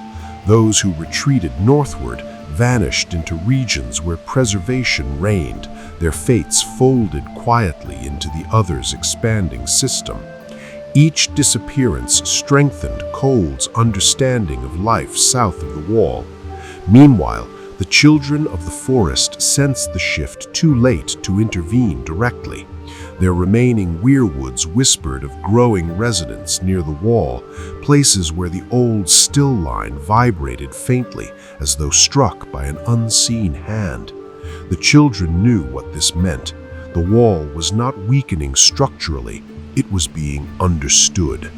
Understanding was always the greatest threat. They attempted small acts of correction. Roots were encouraged to grow toward unstable stretches, not to bridge the wall, but to reinforce its intent. Dreams were sent to watchers, uneasy visions of frost spreading the wrong way, of fires failing, of eyes opening in snow. But dreams require interpretation, and interpretation requires belief. Most watchers dismissed them. They had been trained to fear obvious threats, not subtle ones. Their world taught them that danger announces itself with sound and movement. The others had learned the opposite lesson long ago. Far north, within the preserved stillness of endless winter, a decision took shape. The others did not seek to break the wall outright. That would repeat old failures. Instead, they sought continuity. If the wall could not be crossed as a boundary, it could be circumvented as a system. For this, they needed agents that belonged to both sides of the divide. The dead alone were insufficient. Preserved flesh carried memory, but not adaptability. To influence the living world meaningfully, something else was required. Something warm enough to move freely south, yet cold enough to resonate north. Something that could forget selectively. This was when the others turned their attention to bloodlines. Certain human families had lived near the wall for generations. Their ancestors had helped build it, guard it, maintain it through ritual and presence. Their blood carried traces of those early sacrifices, faint echoes of magic bound unwillingly into stone and ice. These echoes were unstable, but detectable. The others began to listen for them. Storms intensified near such bloodlines. Cold pressed closer during their births, their deaths, their moments of significance. This was not manipulation in the human sense. It was calibration, testing how living systems responded to preserved pressure. South of the wall, none of this was visible as intent. What people noticed were harsher winters, failed patrols, unexplained disappearances. The Watch lost men, not in battle, but to exposure, confusion, and mistakes that seemed personal rather than systemic. Each loss was mourned, then absorbed into routine. The structure endured. The meaning thinned further. The wall still stood, but it was no longer absolute. It had begun to echo. And in that echo, winter heard the shape of the world it had once been denied. The cold that followed was not sudden. It arrived the way realization does, quietly, after the last argument has already been lost. At first, the giants believed the imbalance was temporary. Winters had surged before, pressed too hard, then eased. This was how the world breathed. But as decades passed, the rhythm failed to return. Snow that once melted reluctantly now lingered through summers. Ice crept southward in thin, patient tongues, claiming valleys the giants had abandoned generations earlier. What unsettled them most was not the cold itself, but its attention. Storms began to behave with intent. Blizzards formed where no pressure met, circled regions of significance, and stalled as if listening. Snow fell heavier around ancient markers, stones placed long ago to hold memory, until some were buried so deeply that even giants struggled to find them again. It was as though winter had learned where history was stored. This was when the eldest among the giants spoke of the watching silence. It was not a god, nor a spirit in the way men would later describe such things. The watching silence was absence with weight, a presence defined by what it did not say. Long before giants walked upright, before even the oldest valleys had names, this force had existed in the farthest north. It did not rule the cold, it was the stillness beneath it. Giants believed the world rested on layers of reality, each colder and quieter than the last. The surface was life and motion. Beneath it lay endurance. Beneath that, patience. And below all, the watching silence, which did not act unless the upper layers failed to hold. Something had cracked. The giants had always known a boundary existed in the far north, beyond which no clan traveled. Not because of danger alone, but because paths themselves dissolved. Landmarks vanished, sound thinned.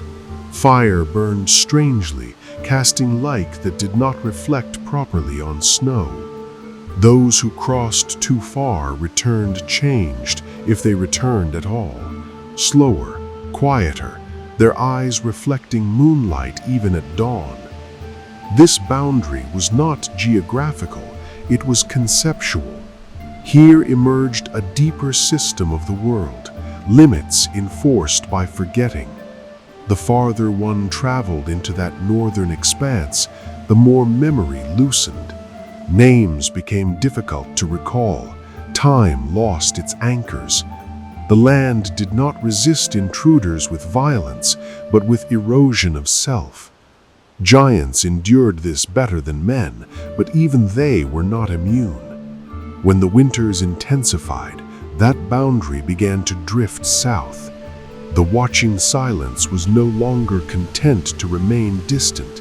It did not move like an army.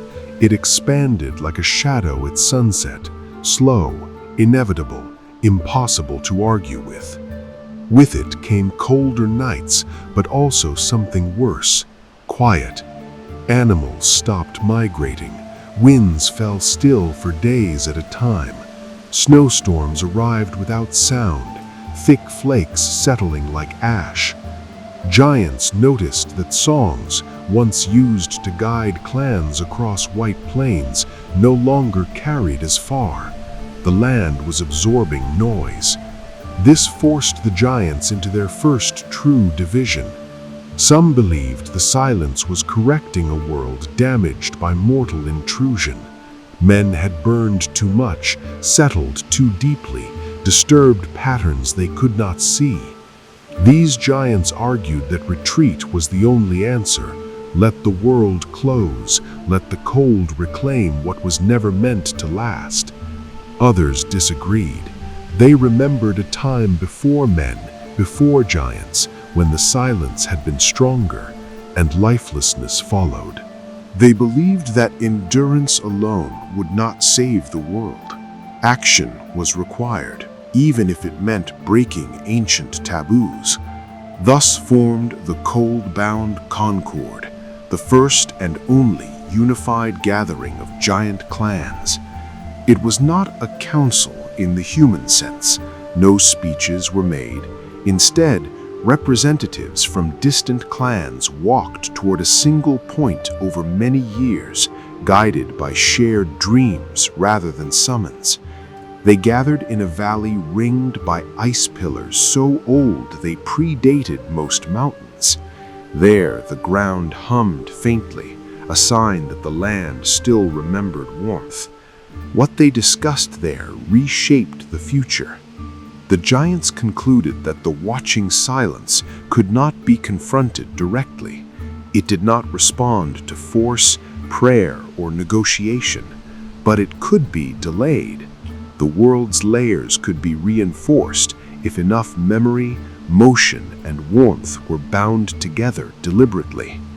This led to the most dangerous decision in giant history: to teach. Until then, giants had avoided passing their deeper understanding to men, not out of malice, but because humans lacked the lifespan to grasp consequences fully. But the silence did not care about caution. If the world froze into stillness, all stories would end equally. So the giants began to share fragments of their knowledge.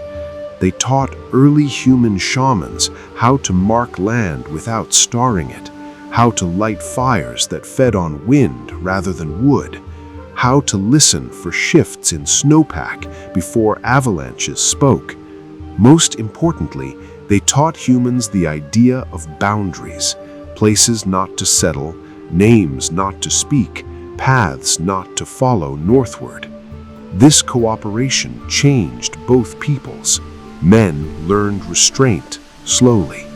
Giants learned urgency, but teaching came at a cost. Knowledge shared loosened its anchor.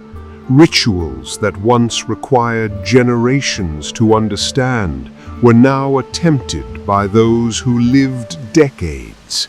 Some succeeded imperfectly, others failed catastrophically, tearing small holes in the world's balance that the silence eagerly widened. The cold responded accordingly. Winters stretched into eras. Children were born who never saw green ground. Giants began dying younger, not by age, but by exhaustion. Each ritual, each correction drained them further. Their numbers dwindled, though few noticed at first. Giants had never counted themselves carefully. By the end of this age, a realization settled heavier than snow. The giants could not hold the line forever. And somewhere beyond the furthest remembered path, the watching silence waited, not impatiently, but confidently, knowing that even mountains eventually forget how to stand. The first true failure did not arrive with thunder or collapse. It arrived as success.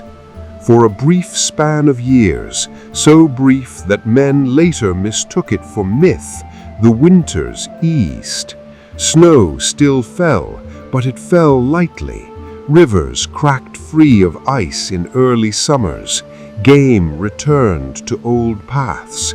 Even the sky seemed to brighten, its colors stretching farther at dawn and dusk.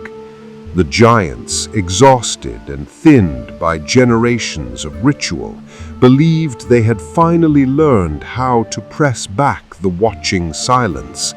They were wrong. What they had accomplished was not resistance, but redirection. The world's balance had not been restored, it had been folded. This was the hidden danger of the rites the giants had taught. The rituals were never meant to banish cold or silence, only to distribute them across time and place. When men adapted them, simplifying steps, shortening cycles, compressing sacrifices, the pressure did not vanish. It gathered elsewhere, unseen. The system underlying the world revealed itself brutally. Forces denied expression will seek accumulation. The cold retreated from the southern valleys, but it thickened beyond the northern boundary. The watching silence withdrew not because it was weakened, but because it was concentrating. Like a tide pulled back unnaturally far, it prepared to return with violence rather than patience. The giants began to notice changes in the far north that defied even their oldest knowledge. Ice no longer behaved as matter alone. It resisted tools. It swallowed sound completely. Fires carried into that region burned blue and dim, as though starved by something deeper than lack of air. Worse still, memory itself began to fracture. Giants returning from northern scouting paths spoke of places that contradicted one another. A ridge remembered as granite appeared smooth as glass. A valley once marked by 3 standing stones now held 4 or none. These were not illusions. The land was reordering itself, stripping away anchored meaning. Here emerged a new and terrifying mechanism, the erasure of causality. Events in the far north began to lose sequence. Footprints appeared before steps were taken. Shadows fell where no body stood. Giants discovered bones frozen in ice that bore their clan markings, yet belonged to individuals still alive. Time, once slow and heavy, was loosening its grip. The elders finally agreed on what they had long feared. The watching silence was no longer merely observing. It was preparing a state of permanence.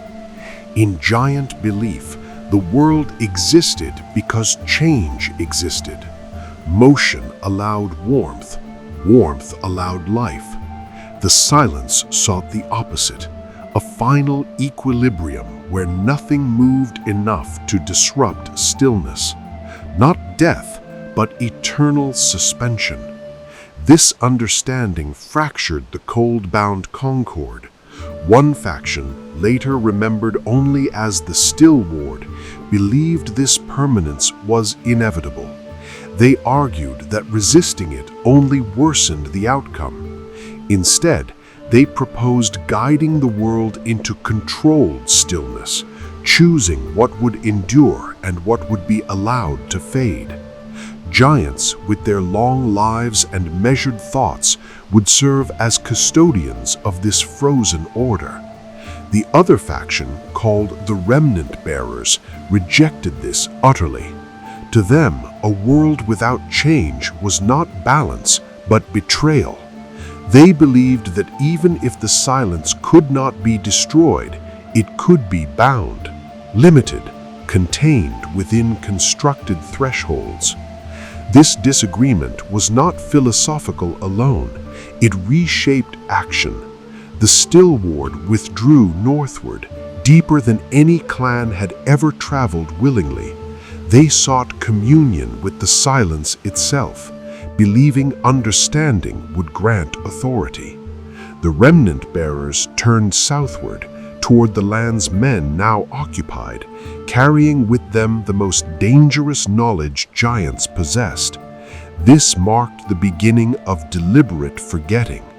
The Remnant Bearers understood something men did not yet know. Knowledge preserved incorrectly could be worse than ignorance. Some rituals, some names, some paths could not be allowed to survive partial memory. They began to dismantle their own systems, destroying markers, unbinding sacred valleys, collapsing ritual sites beneath controlled avalanches. This was not panic, it was strategy. They aimed to prevent men from continuing the flawed practices that had faltered the world's balance. But erasing knowledge had consequences. Memory anchors vanished, history loosened. Even giants began forgetting truths they had lived beside for centuries. Meanwhile, the Still Word disappeared entirely. No giant ever returned from that northern migration. What remained were signs. Immense silhouettes glimpsed through storms, ice formations that resembled frozen figures mid-stride. Occasionally, during the deepest winters, voices echoed across snowfields, low, rhythmic sounds that did not match any known language. Men would later misinterpret these as omens of monsters. Giants recognized them as something worse, static existence. Then came the moment when the world broke openly. The accumulated cold returned. Winters ceased to end. Snow fell without pause. Seas froze along their edges. The sky dimmed, not from cloud, but from light itself thinning. Stars faded. Moonlight sharpened, reflecting off endless ice like a blade. This was the beginning of what later generations would call the Long Night, though no one alive at its onset believed it would ever end. The silence surged southward, no longer eroding memory slowly, but swallowing it in waves.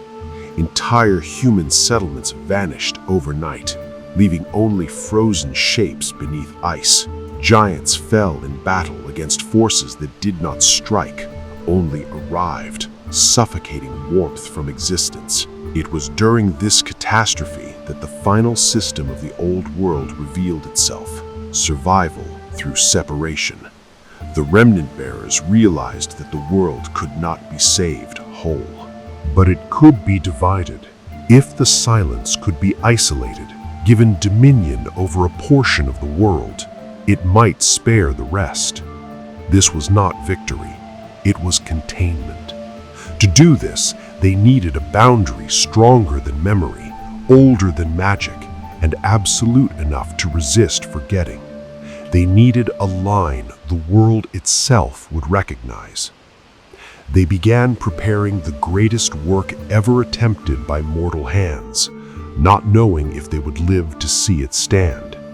And far to the south, men felt the cold advancing, unaware that the shape of their future was already being carved from ice and sacrifice.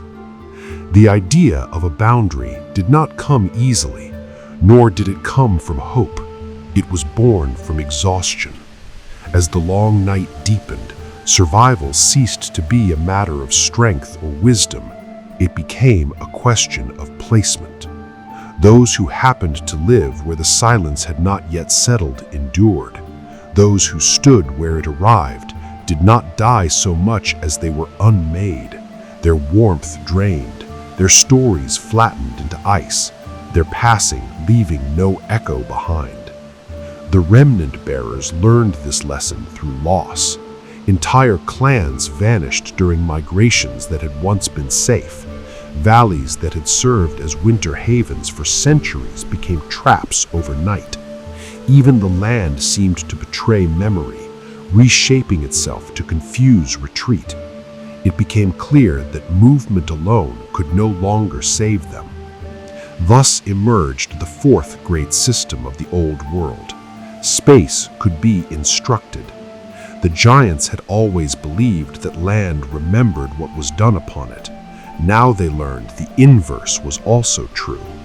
If shaped deliberately enough, land could be made to remember something specific, a rule, a refusal, a limit. This was not architecture in the human sense. It was not about stone stacked upon stone. It was about teaching the world where it must stop. The remnant bearers gathered what remained of their people and retreated to a stretch of land where the cold hesitated. No warmth lingered there, yet the silence had not fully claimed it either. The ground was ancient, dense with compressed history, layered by cycles of freeze and thaw older than giant memory itself. It resisted change, not actively, but stubbornly. They chose this place not because it was safe, but because it was slow to forget. Here, they began the work that would later be misunderstood as construction. The first task was not raising anything, but lowering it. Giants carved deep into the earth, cutting trenches not for foundations, but for burial. Into these depths they placed the most dangerous remnants of their knowledge: incomplete rituals, half-understood names, broken systems of control. These were not hidden to preserve them, they were interred to prevent misuse. This act carried consequence. By burying knowledge, the giants weakened themselves. Each removal made the remaining rituals harder to perform. Their ability to negotiate with winter diminished, but they accepted this cost. Survival now depended on limitation, not mastery. The second task was far costlier. They needed the boundary to persist even after giants were gone. Stone alone would not suffice. Ice would not last. Magic, as men would later call it, was too fragile, too dependent on memory and intent. The boundary had to be anchored to something more fundamental. They chose sacrifice of presence. Certain giants volunteered to become part of the boundary itself. This was not death as understood by men. These giants did not perish. Instead, they surrendered motion. Through a final rite, never fully recorded, never meant to be, they bound their awareness to specific locations along the line. Their bodies slowed until blood ceased to move, yet did not freeze. Their thoughts stretched thin, diffused into the land. They became still sentinels, not statues, not corpses, but conscious anchors, entities incapable of leaving, incapable of forgetting. Through them, the boundary gained persistence. Even if storms buried stone, even if men forgot why the line existed, these sentinels would remain, exerting pressure against the silence's advance. This was the price the giants paid for the world to continue. As this work progressed, men arrived. They came not as conquerors, but as refugees, survivors of the long night's first sweep, carrying children wrapped in furs, eyes hollowed by cold and loss. They did not understand what the giants were building, but they understood one thing instinctively: the cold slowed near this place. The remnant bearers allowed the men to remain, but kept them at a distance from the deeper rites, not out of distrust, but necessity. Men's memories were too brief, their interpretations too mutable. This boundary required consistency. Yet men contributed in another way. They brought narrative. Where giants bound meaning to place, men bound meaning to story. As generations of humans settled south of the forming line, they told tales. Some spoke of giants holding back the night. Others spoke of a cursed land beyond, inhabited by monsters. Details shifted, motives blurred, but one truth persisted across all versions: there was a place you did not cross. This mattered more than the giants initially realized. The fifth system of the world emerged, quietly. Belief reinforces structure. As men came to fear the north, as parents warned children away from it, as songs painted the lands beyond as hostile and forbidden, the boundary gained strength, not through magic, but through expectation. The world responded to shared understanding. The more minds agreed that the line existed, the harder it became to ignore. The silence pressed against this developing threshold and slowed. It did not retreat, but it hesitated. Where it touched the boundary, storms thickened but did not pass. Cold intensified but did not advance. The watching silence, ancient and patient, recognized resistance not from force but from definition. The world had been instructed, this far and no further. The giants knew this balance would not last forever. Nothing endured indefinitely, not stone, not ice, not belief. But endurance was no longer the goal. Delay was. As the work neared completion, the remnant bearers dwindled. Each sentinel created reduced their numbers. Each buried ritual weakened their hold on the world. By the time the boundary fully settled into the land's memory, only a handful of giants remained mobile. They did not mourn this. They watched as the first human fortifications rose south of the line, primitive, temporary, but hopeful.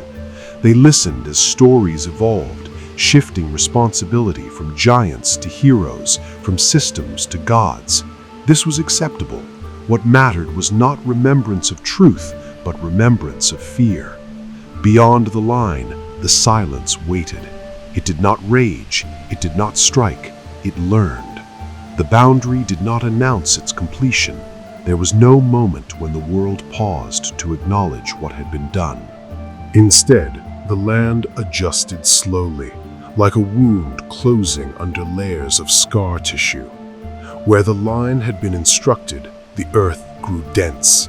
Stone beneath the surface compressed unnaturally, resisting erosion. Ice no longer drifted freely across it, but fractured along invisible seams, as though something beneath refused to be crossed. Snow piled high against the northern side, while the southern ground, though still cold, remained navigable. The giants recognized this change immediately. The boundary had begun to breathe. This was not movement in the ordinary sense. It was response.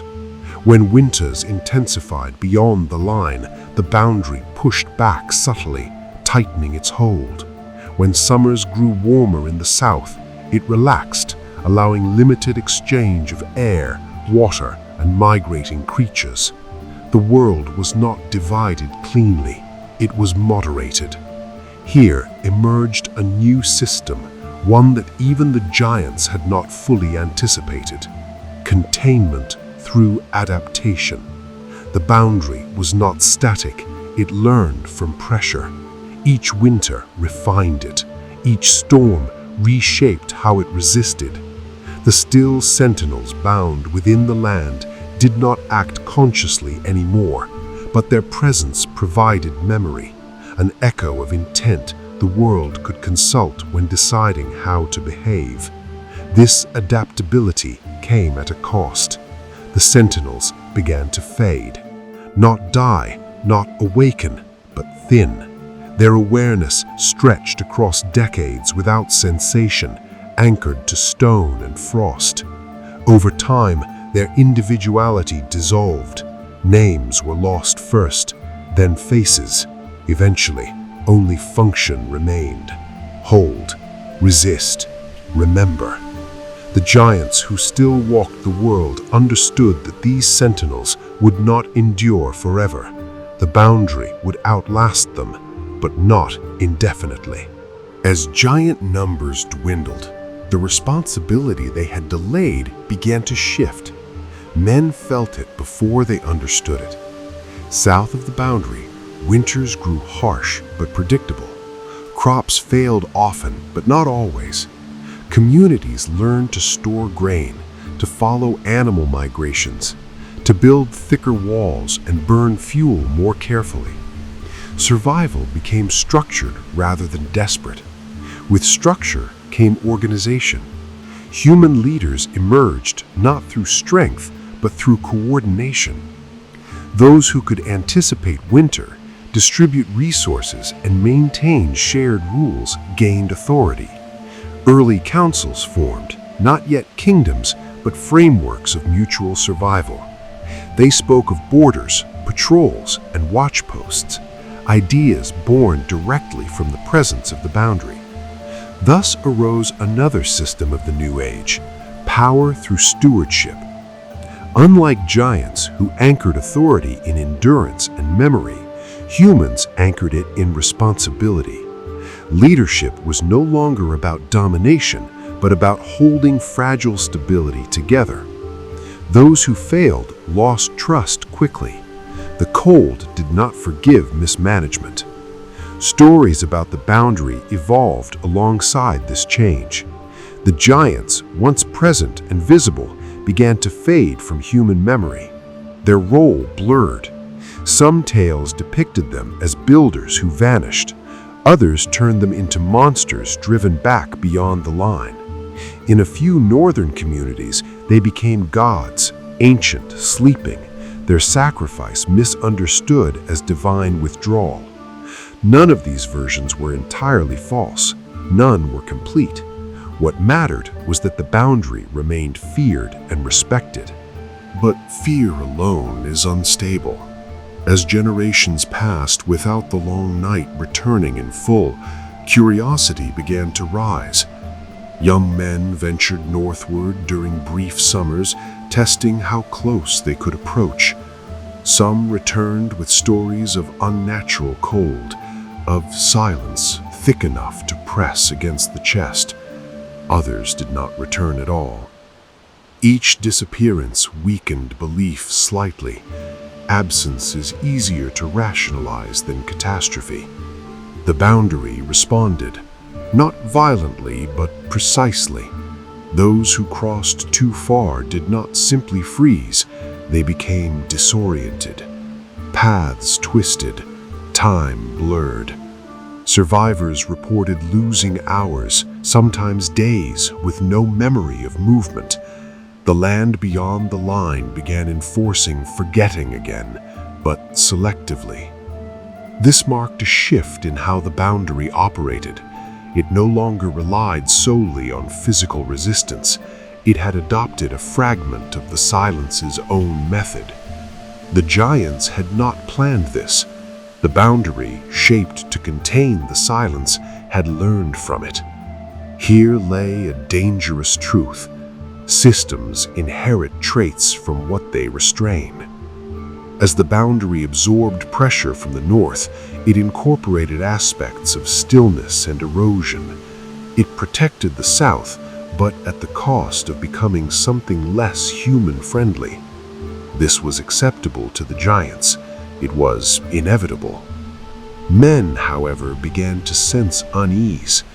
Northern watch posts reported nights when torches dimmed without wind. Scouts spoke of hearing distant sounds beneath the ice, rhythmic, slow, too large to be animals. Dreams of endless snowfields spread among border communities, shared across people who had never spoken to one another. The watching silence had not been defeated, it had been redirected. North of the boundary, the stillward, those giants who had sought communion, completed their transformation. Their bodies no longer moved. Their minds no longer wandered.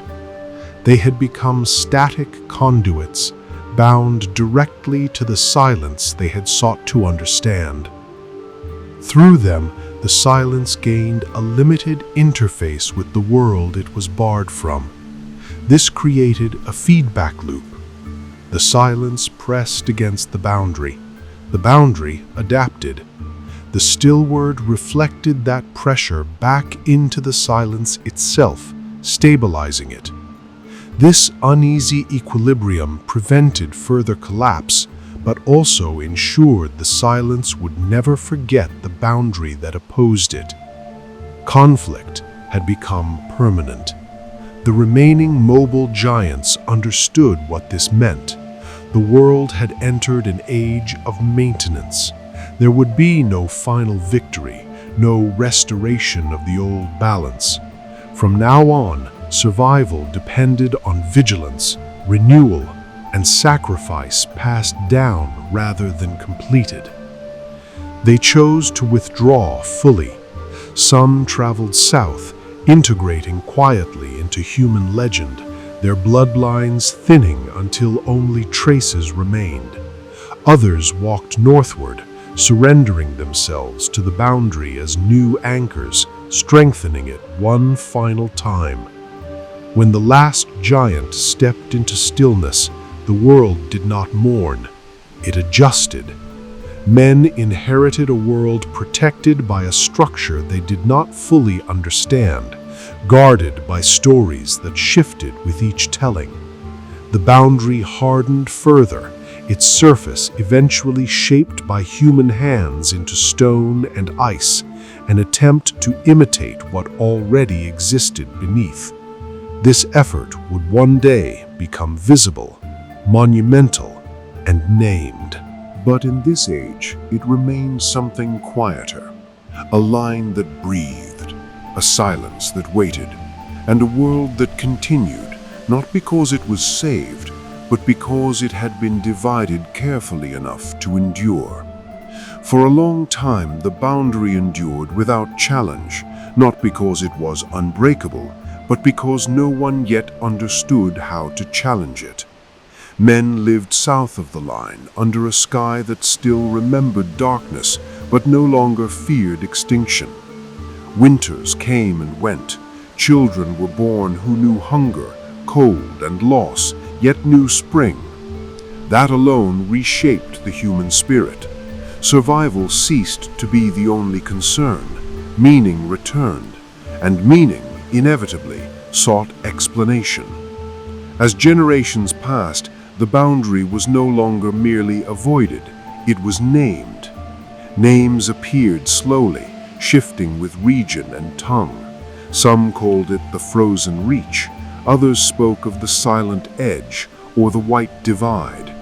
Each name carried interpretation, and interpretation carried intent. To name something was to claim partial understanding of it, and partial understanding invited misuse. This marked the beginning of the sixth system shaping the world. Naming grants leverage. Giants had avoided naming the boundary precisely because names condensed meaning, they narrowed possibility. Men, however, relied on names to organize thought. Without them, coordination faltered. So the boundary acquired titles, and with them, assumptions. If it had a name, it must have an origin. If it had an origin, it must have builders. If it had builders, it must have a purpose that could be repurposed. Human leaders began to ask dangerous questions. Why did the cold stop here? What lay beyond? And most perilously, could the boundary be used? Early expeditions were framed as acts of caution. Scouts were sent northward, not to cross, but to observe. They measured ice thickness, recorded storm patterns, and marked how far sound traveled before vanishing. These records, unlike giant memory anchors, were written. They traveled, they multiplied. Knowledge, once buried to prevent catastrophe, began resurfacing in altered form. Some human scholars stumbled upon fragments of giant teaching without recognizing them as such. A ritual described as a prayer, a warning misread as a challenge, a boundary marker interpreted as a key. Each misinterpretation weakened the delicate alignment the giants had constructed. The boundary responded subtly. Stone along its southern face began to crack, not structurally, but acoustically. Sound behaved strangely near it, bending inward rather than reflecting. Fires burned unevenly. Snow gathered in unnatural ridges, forming shapes that looked deliberate, almost architectural. Men took this as confirmation that the boundary could be shaped. This belief gained momentum when the first permanent human fortifications were raised along the line. Wooden palisades at first, then stone towers, then long stretches of worked rock. These efforts were not responsible for the boundary's existence, but they interacted with it. Here emerged a critical consequence the giants had foreseen but could no longer prevent. Human reinforcement altered intent. Where the boundary had been designed to moderate, humans sought to weaponize. Gates were added, watch routes established, patrols armed not just against cold, but against imagined threats beyond. The boundary began to sense hostility rather than caution. It tightened. Winters grew harsher near the line. Crops failed more often in nearby lands. Communities closest to the boundary experienced disproportionate cold, as though the land itself were discouraging proximity. Instead of retreating, men adapted. They redirected suffering outward, taxing border communities less, shifting burdens elsewhere. Political structures hardened, authority centralized. Those far from the boundary benefited most from its protection, while those nearest paid the cost. Thus arose another transformation. Distance from danger became power.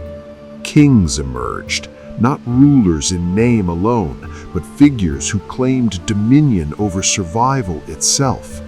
They spoke of holding back the cold, of defending humanity from what lay beyond. The boundary, once a silent agreement between world and sacrifice, became a symbol of sovereignty, and symbols demand permanence. Stone walls were thickened, extended, unified into a single continuous structure, mortar mixed with ash and bone, unwittingly echoing ancient giant rites. As construction progressed, the boundary's breathing slowed. Its adaptability stiffened under imposed geometry. The world had been instructed again, but differently. This rigidity caused the first cracks, not in stone, but in function. The boundary no longer responded fluidly to pressure. Storms piled higher against it. Ice thickened unnaturally on the northern side, compressing against an unyielding face. The stillward, bound far beyond, absorbed this pressure, but at a cost. Their static equilibrium destabilized. For the first time since their transformation, the watching silence stirred with something resembling intent. Not curiosity, not anger, recognition. The boundary, once a subtle refusal, had become a challenge, and challenges invited escalation. Men near the wall began to experience disturbances unlike earlier ones. Dreams sharpened, repeating the same imagery. Endless white plains, figures standing motionless beneath the ice, eyes reflecting moonlight without blinking. Some awoke speaking words from languages no one recognized, not foreign tongues, but incomplete ones, as though memory itself were breaking mid-thought. These were not omens, they were leaks.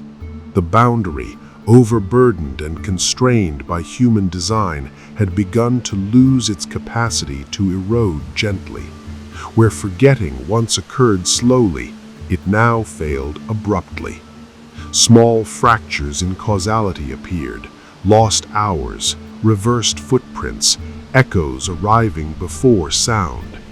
The giant's final lesson, long buried, resurfaced too late. Containment requires humility. Yet ambition does not listen to warnings that arrive as discomfort rather than catastrophe.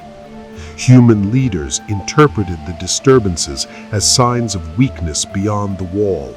Some spoke of conquest, not for land, but for certainty. If the unknown could be confronted directly, perhaps it could be mastered. Perhaps the cold itself could be commanded. Preparations began quietly. Specialized orders formed, trained to endure cold, to operate near the boundary for extended periods. They carried relics recovered from ancient sites, believing them tools rather than restraints. Each step forward tightened the silence's attention.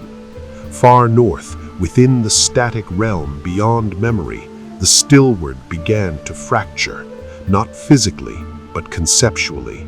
Their unified stillness splintered. Individual awareness flickered back into being, distorted and incomplete. Through them, the silence gained something it had not possessed before: perspective. It began to understand why it was contained and how fragile that containment had become. The boundary held, but no longer effortlessly. And for the first time since the long night's retreat, the world stood not on the edge of cold, but on the edge of choice, unaware that forgetting, once a shield, had now become its greatest vulnerability. The first deliberate breach did not come with banners, nor with horns sounding defiance into the cold. It came with silence. Those chosen to cross the boundary were not conquerors in the way songs would later describe them. They were listeners, men trained to walk slowly, to carry little, to observe without judgment. Their leaders believed that restraint would succeed where force might fail. They believed the boundary reacted to fear and aggression, and that calm intention could pass unnoticed. This, too, was a misunderstanding. The boundary did not respond to emotion, it responded to definition. When the first of them stepped beyond the line, past stone, past ice shaped by human hands, the world did not resist. No storm rose, no wind howled. The cold simply changed quality. It grew heavier, more deliberate, as though space itself had thickened. Sound diminished immediately. Footsteps vanished almost as they were made. Breath formed frost that did not disperse, hanging in the air before slowly sinking into the snow. The men continued forward, believing this to be success. It was not. What they had crossed was not a wall of matter, but a threshold of agreement. South of the boundary, the world still accepted contradiction, warmth beside cold, life beside loss. North of it, contradiction was resolved through stillness. Movement was permitted. Continuation was not. The men began to experience memory loosening, not dramatically, not all at once. Small things slipped first. The reason they had come, the sound of their own voices, then names, not forgotten, but rendered irrelevant, like tools no longer suited to the environment.